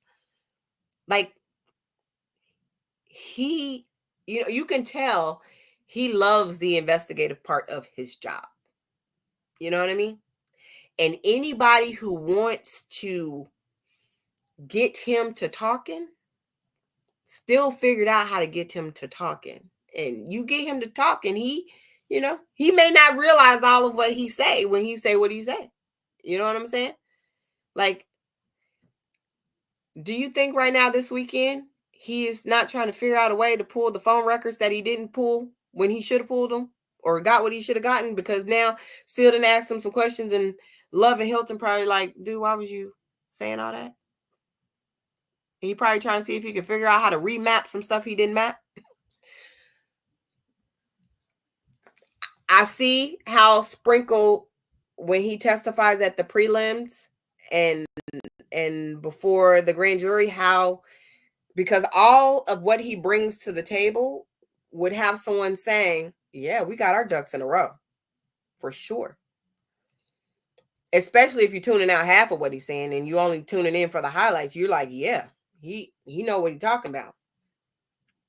This thing is in the bag. There's a reason why this case is still going on. I think there's also a reason why they presented the things first that they presented, because I think they have a harder time proving those things. I think there's a reason why the people that they decided to try first are on this trial, and they're all on this trial with Jeffrey Williams, because what they know about the individuals that are on this trial, they want to try to use that to convict Jeffrey Williams.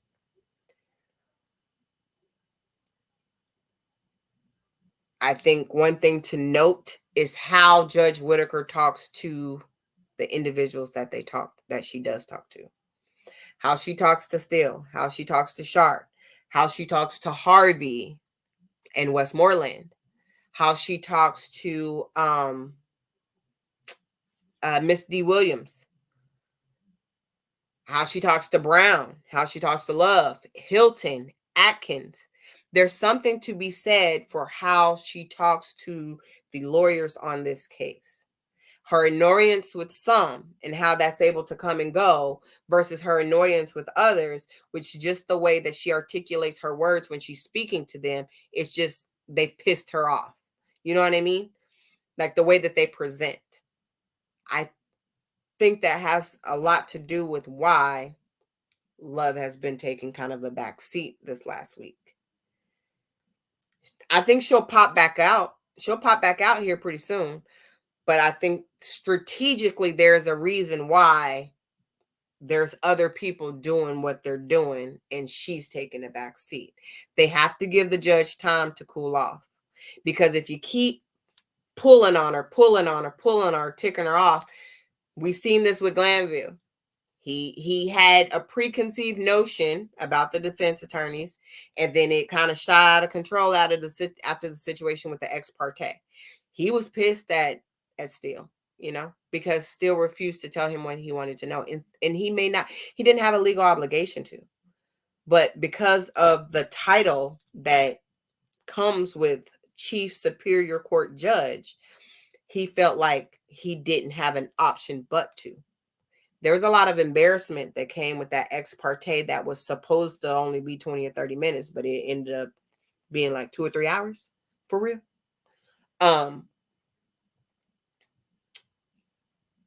So if you pay attention to that, when those particular people are arguing or before the judge, you can see the way that she acts and interacts with certain people. You know what I mean? Her respect for you as a lawyer goes a long way. And she can't necessarily always counsel both sides, but if nothing else, did Love commit perjury? Do we all remember the day that the judge went off on Love? Like hardcore, went off on her. The day she had to put herself in timeout because she was so worked up. Like, if you really looked at that, she like flung a highlighter and then she flung a pen too during that. When Love said, like, Judge, I understand what the court is saying. And she's like, do you? Like, do you understand? Like, that reminded me of my mama, like in mama mode. Like, do you get what I'm saying to you? Then why are you disrespecting me like this? You know what I mean?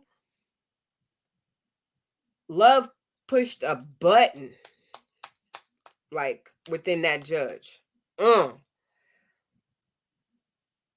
think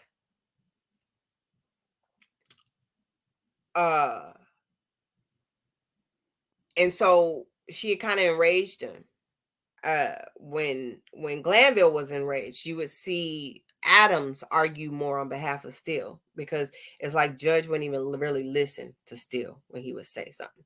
Steele wouldn't even barely make eye contact with him, because Steele was so pissed off at the judge too. So you could kind of see in their demeanor going back and forth. You could see in their demeanor going back and forth with Judge Whitaker and Love. You can start to see it with her and Hilton. You can see how aggravated she gets with Brown. You can see how aggravated she gets with Miss D. Williams. Sometimes it seems like just for speaking. I don't know if it's because of who Miss D. Williams represents or what, but it's a lot. So I say that to say, when Little Rod's case is being presented, you probably gonna see the judge start to act a certain type of way. It's gonna be interesting to kind of see it, because it's a young boy. I mean, for us, we're like, oh, it's a young boy. I think he was like 15, 16, something like that. That's also the age Lil Rod was around that time. So, I mean, you don't really see these young boys arguing with 20 and 30-year-olds a whole lot. You're going to see your arguments to your group of people. Like, I wouldn't be arguing with the 10, 12-year-old. You know what I'm saying? I'd be, arguing with someone my age in their 30s or whatever. So, it's, I think she's judging us all not only by, or judging them all, not just by their crimes, but I think it also has to do with who represents them and who they represent as well. I don't think any judge can really say they're unbiased, because most judges are prosecutors. So you're going to be partial to prosecutors. But what amazes me is that Maybe Love got a sanction that we didn't all know about. Maybe she did, and maybe that's why she's not front and center this last week. Maybe we don't know, because that happened, and then the letter thing happened, and you know what I mean. You know, she gets frustrated with Harvey very easily, and Harvey is a bull. He ain't a matador, but Harvey's a bull. You know, he get in there and he get, you know, he knows his law though. He too knows his law. Judge Whitaker is such an appellate judge. You know, her specialty is appellate appeals. So I think even if she wants to potentially call a mistrial, I think there's many times that she's been faced with this, and Paralegal Institute has been doing the mistrial count. Even if she wants to, it's got to check off so many boxes before she can say yes. And considering that it didn't happen with the we thought it was one ex parte. Boo thing. It was not one. It was it two and then an ex parte within an ex parte? It may have been 3 ex partes. Just regarding Woody. If they didn't feel like that was reason enough, when they had all those lawyers on the stand, it's got to check off all of these boxes. Do I, rewatching some of the trial, think it may have happened earlier if Judge Whitaker was on this thing from the jump? Possibly.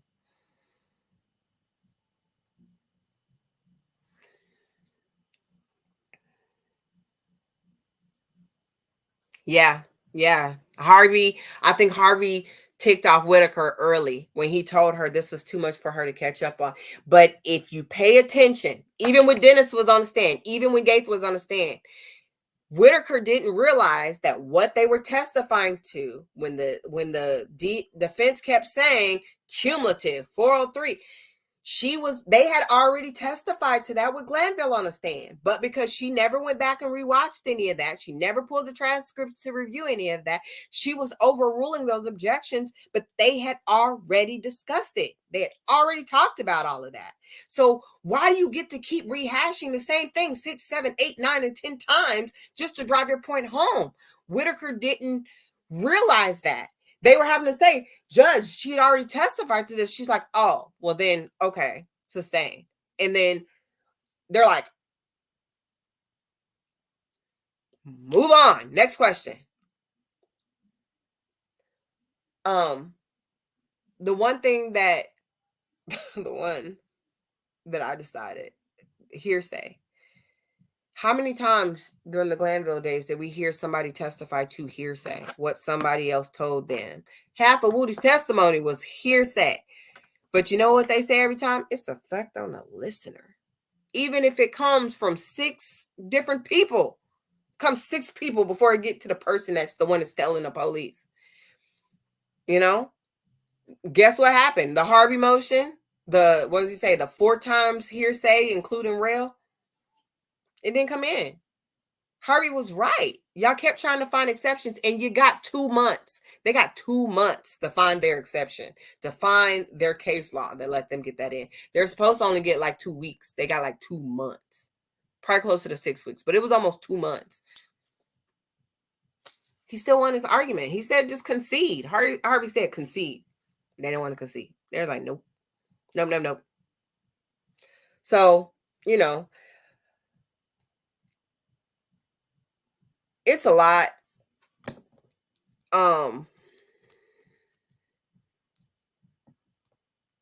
Yeah, I agree, Nim. It definitely has to be something that the judge couldn't correct. I think Weinstein telling Judge that she could not correct this is kind of, you know, that judge is one, she likes a challenge. So if you tell her she can't do something, she gonna find a way to prove you wrong.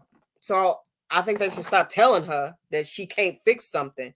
Because if you notice, by the time Hilton read off her case law, Weinstein came with his rebuttal. The judge already had her jury instruction. Sorry, guys, I'll light my incense. The judge already had her jury instruction. It took no time at all for her to just say what she was going to say. She was already ready. I think at this point, the jury probably has more than 10? It's at least double hands instructions in front of them of what they're supposed to forget, what they're supposed to exclude, what they're not supposed to think about. And the defense ain't even started yet. And we ain't done with the prosecution either. Unless everybody is going to write out all of these instructions and hand them a sheet of paper, they might as well get them about 16 of these steno notebooks and just have someone, they can have Miss Percival do it. It'd probably be easier if she type them up. Type up all the jury instructions, put them and bind them in a notebook like this. So when they go back to deliberate, they can use that to remember all the jury instructions that they're supposed to remember. Because it's a lot. And I'm pretty sure they're not writing them all down. So they need a book of jury instructions for deliberation to remind them of all the jury instructions that they're supposed to remember as they're deciding everyone's guilt and innocent, to go along with their sheet of 189 acts and intrinsic acts that they're supposed to remember what needs to be held against what defendant versus the other. Because at this point, we can't even keep up. It's at least 2 jury instructions a week. At least 2. Like, you can consider this against this person and not against the other. But if you find that this could potentially apply to everybody, then you can consider it against everybody. That's a lot.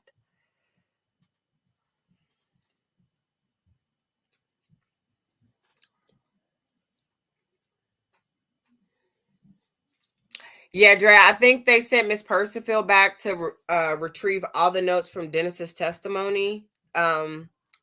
Sylvia used to comment on it, like whether or not they seem to be taking notes or not. But I remember when Judge Whitaker sent her back to go retrieve all their notes.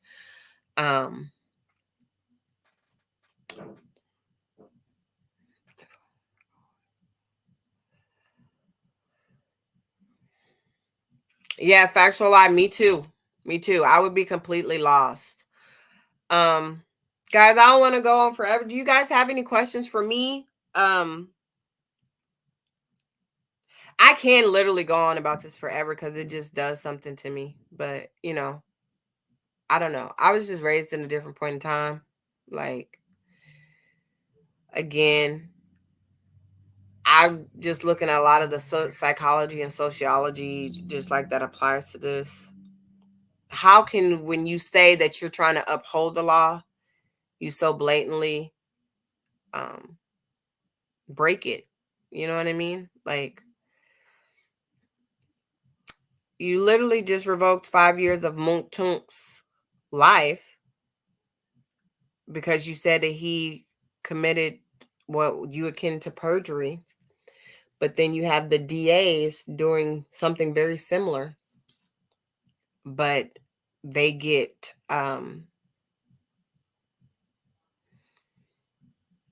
they can't be held accountable for that. That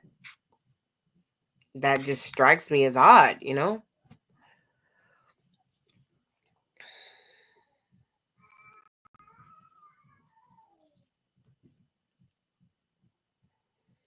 Yeah, exactly, Nim. They get to 3/5 of Woody's testimony they have to forget. And then he said, and this was the thing. Woody wasn't just saying, he said, yeah, I lie a lot. But Woody was saying, like, I don't recall because I was making up some of it. And they're like, oh, you just saying you lied about it. He didn't say he lied about everything. He says, I take a little bit of truth and mix it with a little bit of lie.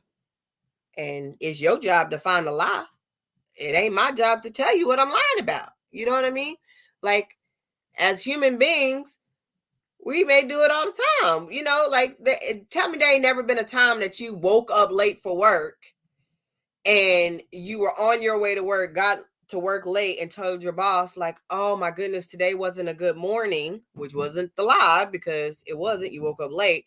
Oh my goodness. But on the way to work, I had a flat tire. That's the lie. You mix them both together. I mean, and that's a small one compared to what Woody was doing. But you took a little bit of truth and mixed it with a little bit of lie, blend them both together. But that's my reason why I'm late, boss. You know what I mean? Like you make it work for you because you need it to work. You know what I'm saying? With Dennis, you can tell with Dennis and Gaither, they were embellishing a lot of what they were saying. You know what the shit kicker was? Sorry, I'm trying my heart to stop cussing so much, and I think I did pretty good this whole stream. With the whole DK situation, they're making that a YSL thing because this dude who was clearly, I can say what I thought he was doing, what it seemed like they was doing. Busting swerves. If you know, you know. If you don't know, you don't know. But yeah. And then you had a group of young men that was probably coming to get that. But then they couldn't understand why they was just waiting around. And so dude probably just assumed, hey, they trying to get me. So let me call the homies. They at the spot. That had nothing to do with, gang stuff. It had to do with what he was doing on a personal level to get his money and what he thought was happening. So he said, well, let me bring my friends up here to scare these boys off, which is what they did. You know what I'm saying? But nobody was on that road to see what had happened before what happened. And then you have them say that the car got struck in one location and then they went to a different location. You heard the boy that came to the testify that kept saying, why is I'm here? He said he was on first offender probation and he had a pistol on him, so he left and called his sister to come get him. Okay, so clearly there were weapons in that blue car. Clearly, who all had one, we do not know. But that sounds like to me there were weapons in that car because he was in that car. That car went to a different location and parked in front of that location. No one ever went in that house to search that house. But they went in the house that they called the trap spot that Stillwell was in to go search it after a shootout. Interesting. And then when they brought the young man who got hit in the head to the stand, he said, I'm coming here to get justice for what happened to me. I'm coming here to get justice for what happened to me. He had no clue. They never brought him in to testify. They never even told him, we have made arrest in your case, and we have 2 people that we have convicted and put in jail. Yes, they signed plea deals, but we have convicted them and put them in jail. He never knew. And that was back in 2015, 9 years ago.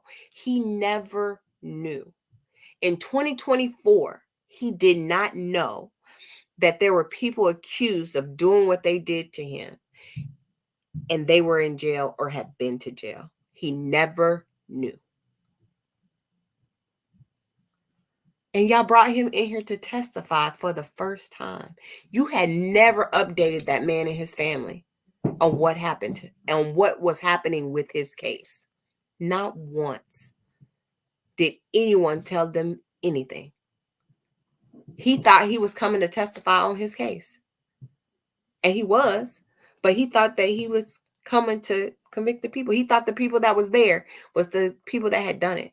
He had no clue that the people had done it. Nard's already in jail, and D. Hay had served his sentence and he was out. You cannot say that you don't use these men's probation against them. You literally told that lawyer that represented Quindarius Zachary for that week. It's on camera. You saying he's on probation. I just, when they were discussing giving him immunity, well, he's on probation. So just so you know, Tick and DK, you threatened them with their probation. for testifying. Everybody remember when Tick was on the stand that Friday he testified and he was just real evasive. And then that next week he came back and he was like answering questions and stuff. And we was like, oh, something definitely happened. Well, remember when you said, am I supposed to say it? And he like, she looking at him like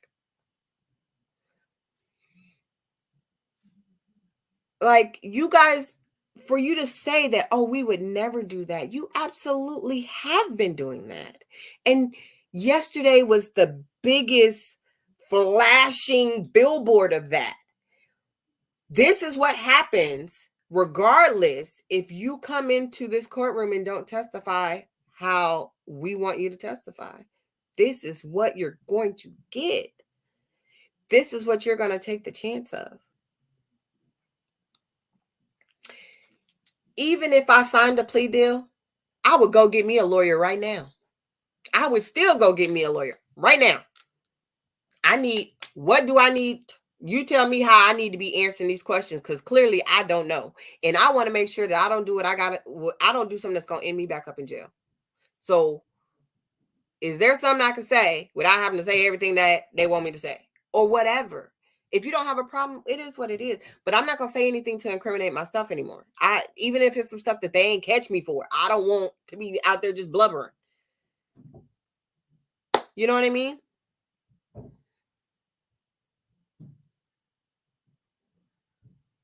Yeah, the guy who had testified, he had a cowboy hat. The address that he had stayed at, he was only staying there for a short period of time till I think he moved or something like that. But then there was a shooting and his car got shot up. The hat guy, yes. He said, Judge, that's it? They coming to my job and locking me up, threatening to lock me up. Like, that's it? He testified for 4 minutes. He was up there for 4 minutes. And they were threatening him. 4 minutes. I mean, in the grand scheme of things, you know, they're like, the DA is probably thinking like, get in and get out. Shit, get in and get out. But he's like, I got to get time off of work. For me to testify for 4 minutes, I got to take 3 hours off of work to wait, or take the whole day to wait to when you going to call me, because I don't know when I'm being called. I don't know when I'm going to have to go up. I don't know what it is you want me to say. And clearly there's some that you prep better than others. Your detectives, yeah, you make sure your cops are prepped. You make sure that they know what they're supposed to be testifying to and what they're supposed to be saying and all this, that, and the third. You make sure that they have all the details in front of them. They're regular, just lay people. Y'all don't care. Y'all want them to go up there and lie. You want them to go up there and lie so you can make the detectives say, yep, they was lying. So it's a lot. It's a lot. It's a lot of frustration. You know, we are hoping for justice for everybody. But let's be honest, the Donovan Thomas thing, and I really, really, really hate to say this, but I really don't think his family's going to get justice. I really don't. Because it seems like the people that you guys are trying to put that situation on may really not be the people who did it. You mean to tell me if me and my sisters and my girlfriends, we all go out and say we go to Chicago, we go eat dinner, and we leave Chicago, and then we decide to go out to a bar and we go have drinks. And there's some situation that happens with somebody we know. We all on the phone and we talking to people, and I'm calling my man, and she calling her girlfriend, and she calling her boyfriend, and she calling her baby dad, and da da da da da. And we all on the phone with these people, right? Our phones are all pinging off of towers, and then we see something happen, right? We see a crime happen, and to us, okay, that's normal. We may be like, oh my God, I can't believe that just happened. Oh my goodness. But, you know, we go on about our business. We go home. And 10 years from now, someone is saying, well, oh, it was a black car and I seen a bunch of heads and it was there when this happened. And so, you know, somebody get arrested for something, and one of my girlfriend's baby daddy get arrested for something. And say, oh, well, they was all on the street that day that happened. Da, da, da, da, da. They was talking about it. And then they're like, oh, well, who was there? And they give all these names. And then they go back and get our records. And our phones was there. And yes, we may have been privy to it. We may have seen it. We may not have. One of us may have seen it, but the rest of us didn't. So we don't know what happened. And this is just theoretical. But now you're trying to convict all of us of something. even if by happenstance, Yak and the people in that car was driving down the street on the same day that this happened, and they heard the gunshots or whatever, that doesn't necessarily mean that they had anything to do with it. For people that live in those type of situations, just hearing gunshots may be just like hearing a horn honk. Their phones being in the vicinity doesn't necessarily mean that their phones place them and are a conviction for them, but they're trying to make it so. That is when shit gets real, because they happen to go into a grocery store. If I know I'm about to go do some dirt, right? Why in the holy hell will I go into a gas station where I know there's surveillance cameras and put my face all over these cameras? I'm in a nice trench coat, in the winter months, looking real steamy. You know what I'm saying? Like, what did Woody say? When I'm about to go do something, don't nobody know what I'm about to go do. That seems more practical. You know what I mean? To me, that looked like a dude at the gas station, and he was waiting on his girl to pull up because he didn't want to have to go pick her up. And she was probably like, boo, I'm on the way. I'm coming. I'm just going to be there. Just meet me at the gas station. And he was like, all right. And us women, sometimes we take a little bit, and we got there when we got there. I done met up with my dude at the damn gas station before, too. Like, oh, I'm going to just have my girl drop me off. Just meet me there. And it was supposed to take me 20 minutes, but it ended up taking 30 minutes. And since he was still waiting, he was like, well, hey, grab me something to eat. And then, and so I got in the car. And when I got there, we swapped off and then we left. Hell, we was all going to do a sleepover at my grandmother's house for Labor Day. The whole thing that was on TikTok where everybody show up at your people's houses with your bag and food and stuff. We literally did that. You know where we met? The gas station. I waited there hours for some of my other cousins and siblings to show up. So did my other cousin. We was there. We was like the first 4 people there. And we all just sitting at the pump.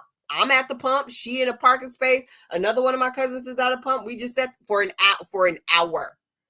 We're at the pumps. You know what I was thinking in my head? I hope nothing happened, because they're going to have my car just sitting here for an hour. You know what I'm saying? And then we trailed. It was like 20 of us, 20 different cars trailed to my grandmother's house so we can all go over there. Brian still questioned. They weren't at McDonald's. There's no proof they were at McDonald's. Sprinkle said, if somebody said something about going to McDonald's, I would have made a mental note of that. Wasn't nobody at McDonald's. Nobody went to McDonald's. And then the people they're accusing of doing it, they didn't even get their phone records. You know what I'm saying? They didn't even get the phone records. So literally, they're just piecing this thing together,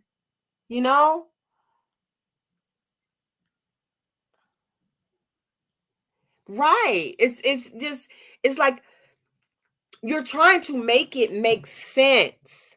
You're trying to make it make sense. You know what I'm saying? And you're basically saying these two groups of people don't get along, so they can't go on the opposite sides of town because they don't get along. What? You live in the same city. If I don't have gas in my car, I can stop and go to whatever gas station. It doesn't matter if it's the east side, west side, south side, or north side. Doesn't make sense. You have to change the barber that you go to because your barber may be on one side of town and the other people that you mess with ain't on this side of town. Why does it not make sense that, let's listen to my theory. Why does it not make sense that Thug had 2 people that he was associated with, Woody and Nut, right? He was doing business with Nut. Woody was a friend.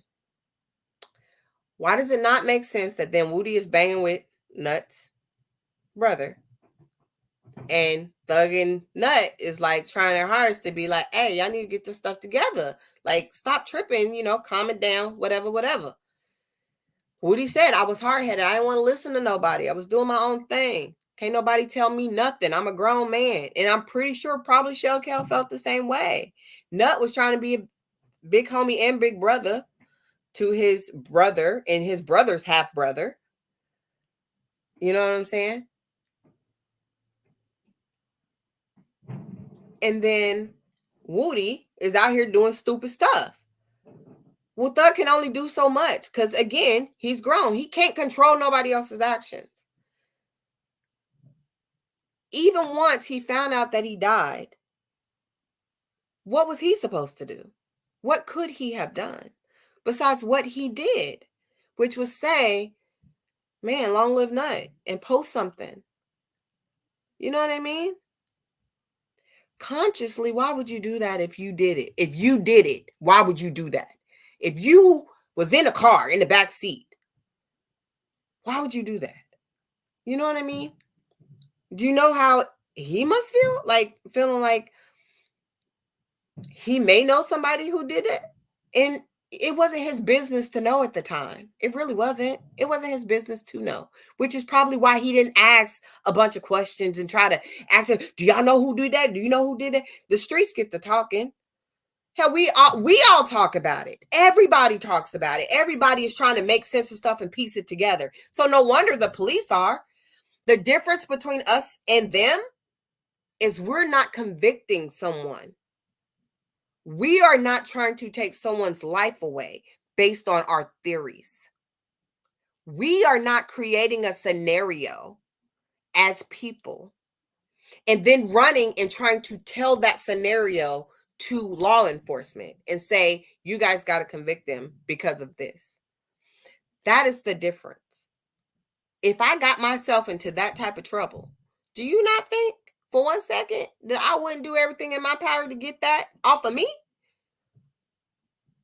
Like he said, I didn't think for one moment that they would try to convict Thug. I didn't. I thought I was just feeding them some BS and they was just going to be like, oh, this dude. They didn't do it then. So how was I supposed to know? But 10 years later, while he's getting hundreds of thousands of dollars to do interviews and talk about, I don't recall, Thug, on the other hand, is having to spend everything that he has made these last 10 years to try to save his life. That is the big difference of how what someone does in the heat of the moment, what someone does that they think is not harmful, has been harmful because they've taken what you've given them only from that one interview. Not the other interviews when you literally making up Little Mike and Quez that they running with, where they said, didn't they put you and Thug on a plate, and you rewatch the video and he only says Woody. He don't say nothing about Thug, but because he said it so many times, the DA started to believe it. And if you don't believe me, go back and watch it. Well, Hilton keeps asking Woody, didn't you say that Mo and Nut put you and Thug on the plate? And Woody's like, I don't recall. And then they play the video. And Woody tells the detective they had the meeting and put him on a plate. And he knew because his homeboy said something. Which homeboy is affiliated with If Gang that could come back and tell Woody something? The one that has something to do with Rich Homie Quan's daddy's barbershop? The one that recently lost his life?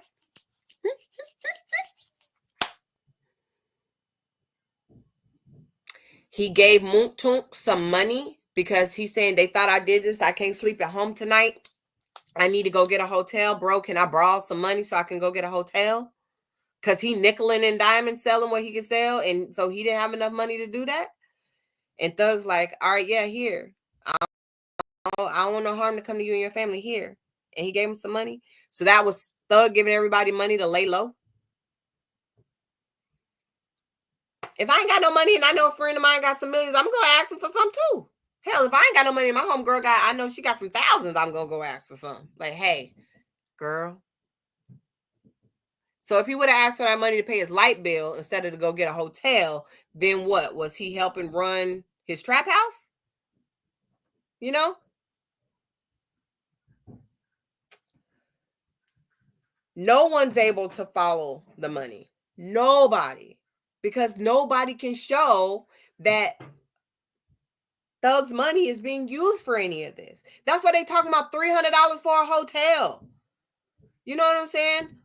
somebody else's trap house that Thug's brother went to? Maybe. Because he kicking it with all these dudes. He was trying to do his own thing and create his own little rap group. So yeah, he had more affiliation with some of these people than Thug was, because Thug already had his situation going on. His brother was trying to create it.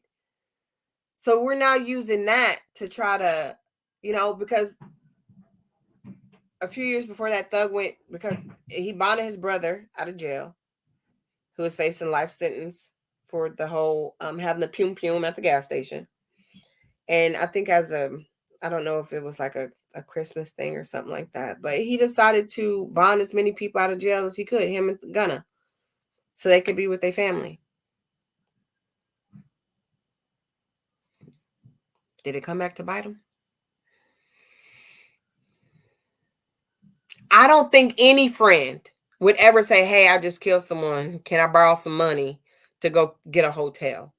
You know what I'm saying? Guys, if I could, if you knew what I knew, oh my Jesus. But $300 ain't going to take you far. You tell me, how is that going to be anything more than a couple of nights stay in a hotel? It just is not. Okay, and maybe if you go get you a Super 8, $69 a night, it would be enough for 2 to 3 nights in a hotel plus some food. You know what I'm saying? And some gas and maybe some cigarettes. I think all that applied. There is no money to follow. There is no drugs to follow. Okay, so they had a bag of drugs. Do you know Chief Keef smokes like 2 ounces a day? To regular people, that's not normal. Snoop Dogg smokes that a day. He smokes an ounce a day by himself. Well, he used to. And this man is almost in his 60s. Like, come on. Like, so because you may have found that and some other stuff, you're like, oh, this distribution, that's one person's bag of stuff, So it just, you may not use, smoke or drink or anything like that. So, where I may have a glass of wine a night, somebody else may have a fifth of something a day or a night.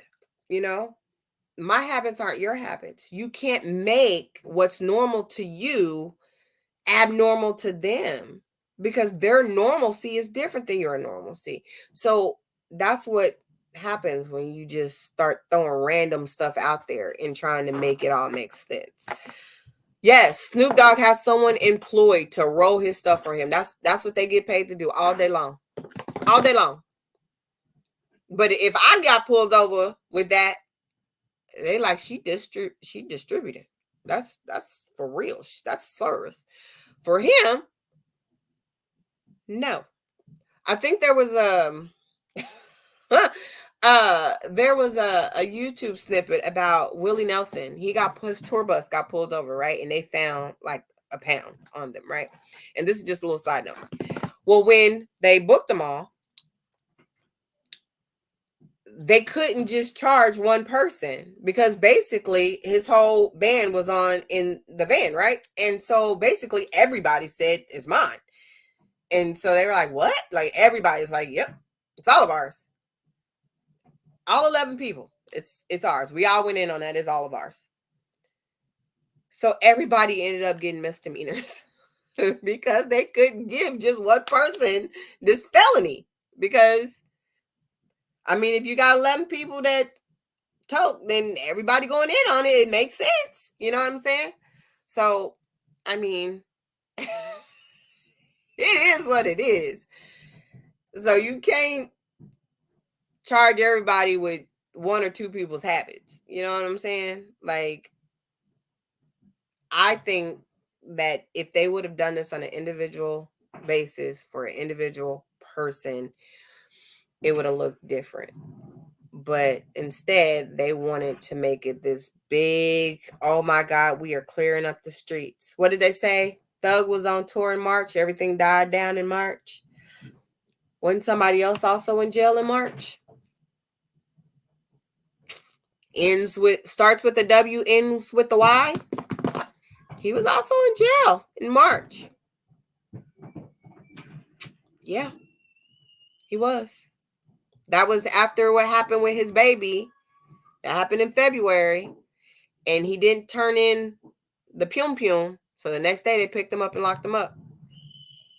Can y'all hear my son? He is up there screaming.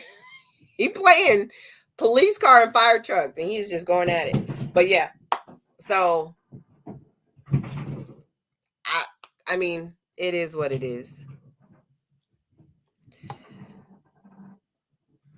Yeah, absolutely. Exactly, Drea. So you got to make it make sense. It is what it is. I feel like the DA try to hit certain points home. The defense try to hit certain points home. There's not a flyer for his concert in January until the 18th. Okay. Well, again, this is 9 years later that you guys are now trying to find all this stuff. So, yeah, now with it being the way that it is now, it's legal in some states. The state that I live in is not legal. We will be one of the last states to ever legalize it. I'm in the Midwest. I mean, even Oklahoma, the medicinal uses is legalized, but we'll be one of the last states to legalize it just because yearly there are so many people here that are arrested and put in jail for that particular charge, whether it's a little bit or a lot of bit. Like our county, in Sedgwick County or whatever, they make a lot of money. I'm in the Midwest. I'm in Kansas. They make a lot of money on that charge. They do. Because people can go Missouri, Oklahoma, and get it. And we're smack in the middle. And it's illegal here. It's illegal. So they will do everything in their power not to legalize it because of that. You know what I'm saying? So, it is what it is. You know what I'm saying?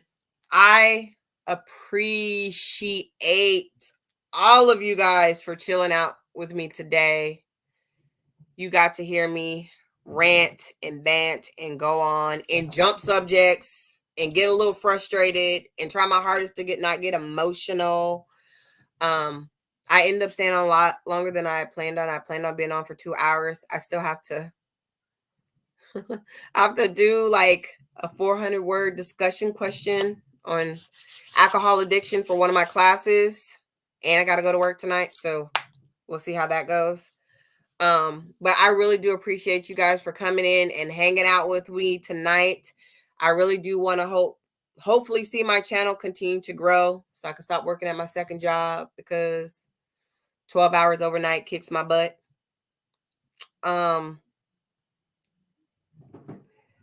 Drea, I'm happy I pulled you out the bushes, girl. Welcome to Mocha's side. You guys know I have so much fun with you over in Cast Chat. I feel like that's my place. I love it over there. I will stay over there forever and ever, no matter what.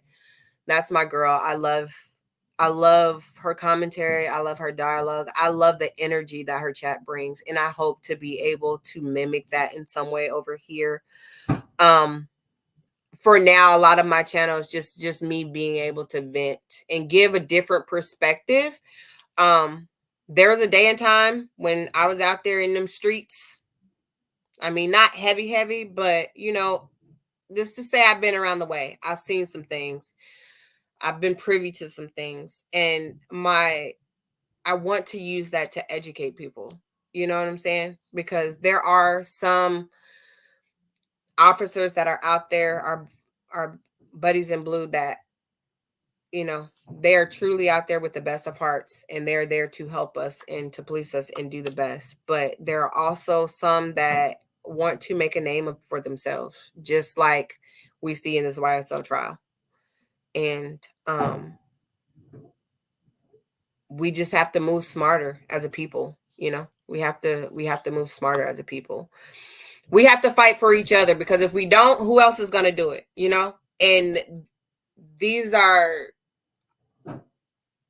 with everything going on around us, it is nice to see a group of people that can come together and we can have responsible conversations and we can have our own opinions about things and not be at each other's throat, not be disrespectful to each other, not be invasive and rude, and just be able to talk and understand each other and understand where each other are coming from and understand each other's perspective, and just be responsible adults and be responsible for each other, you know, and just say, hey girl, I feel you.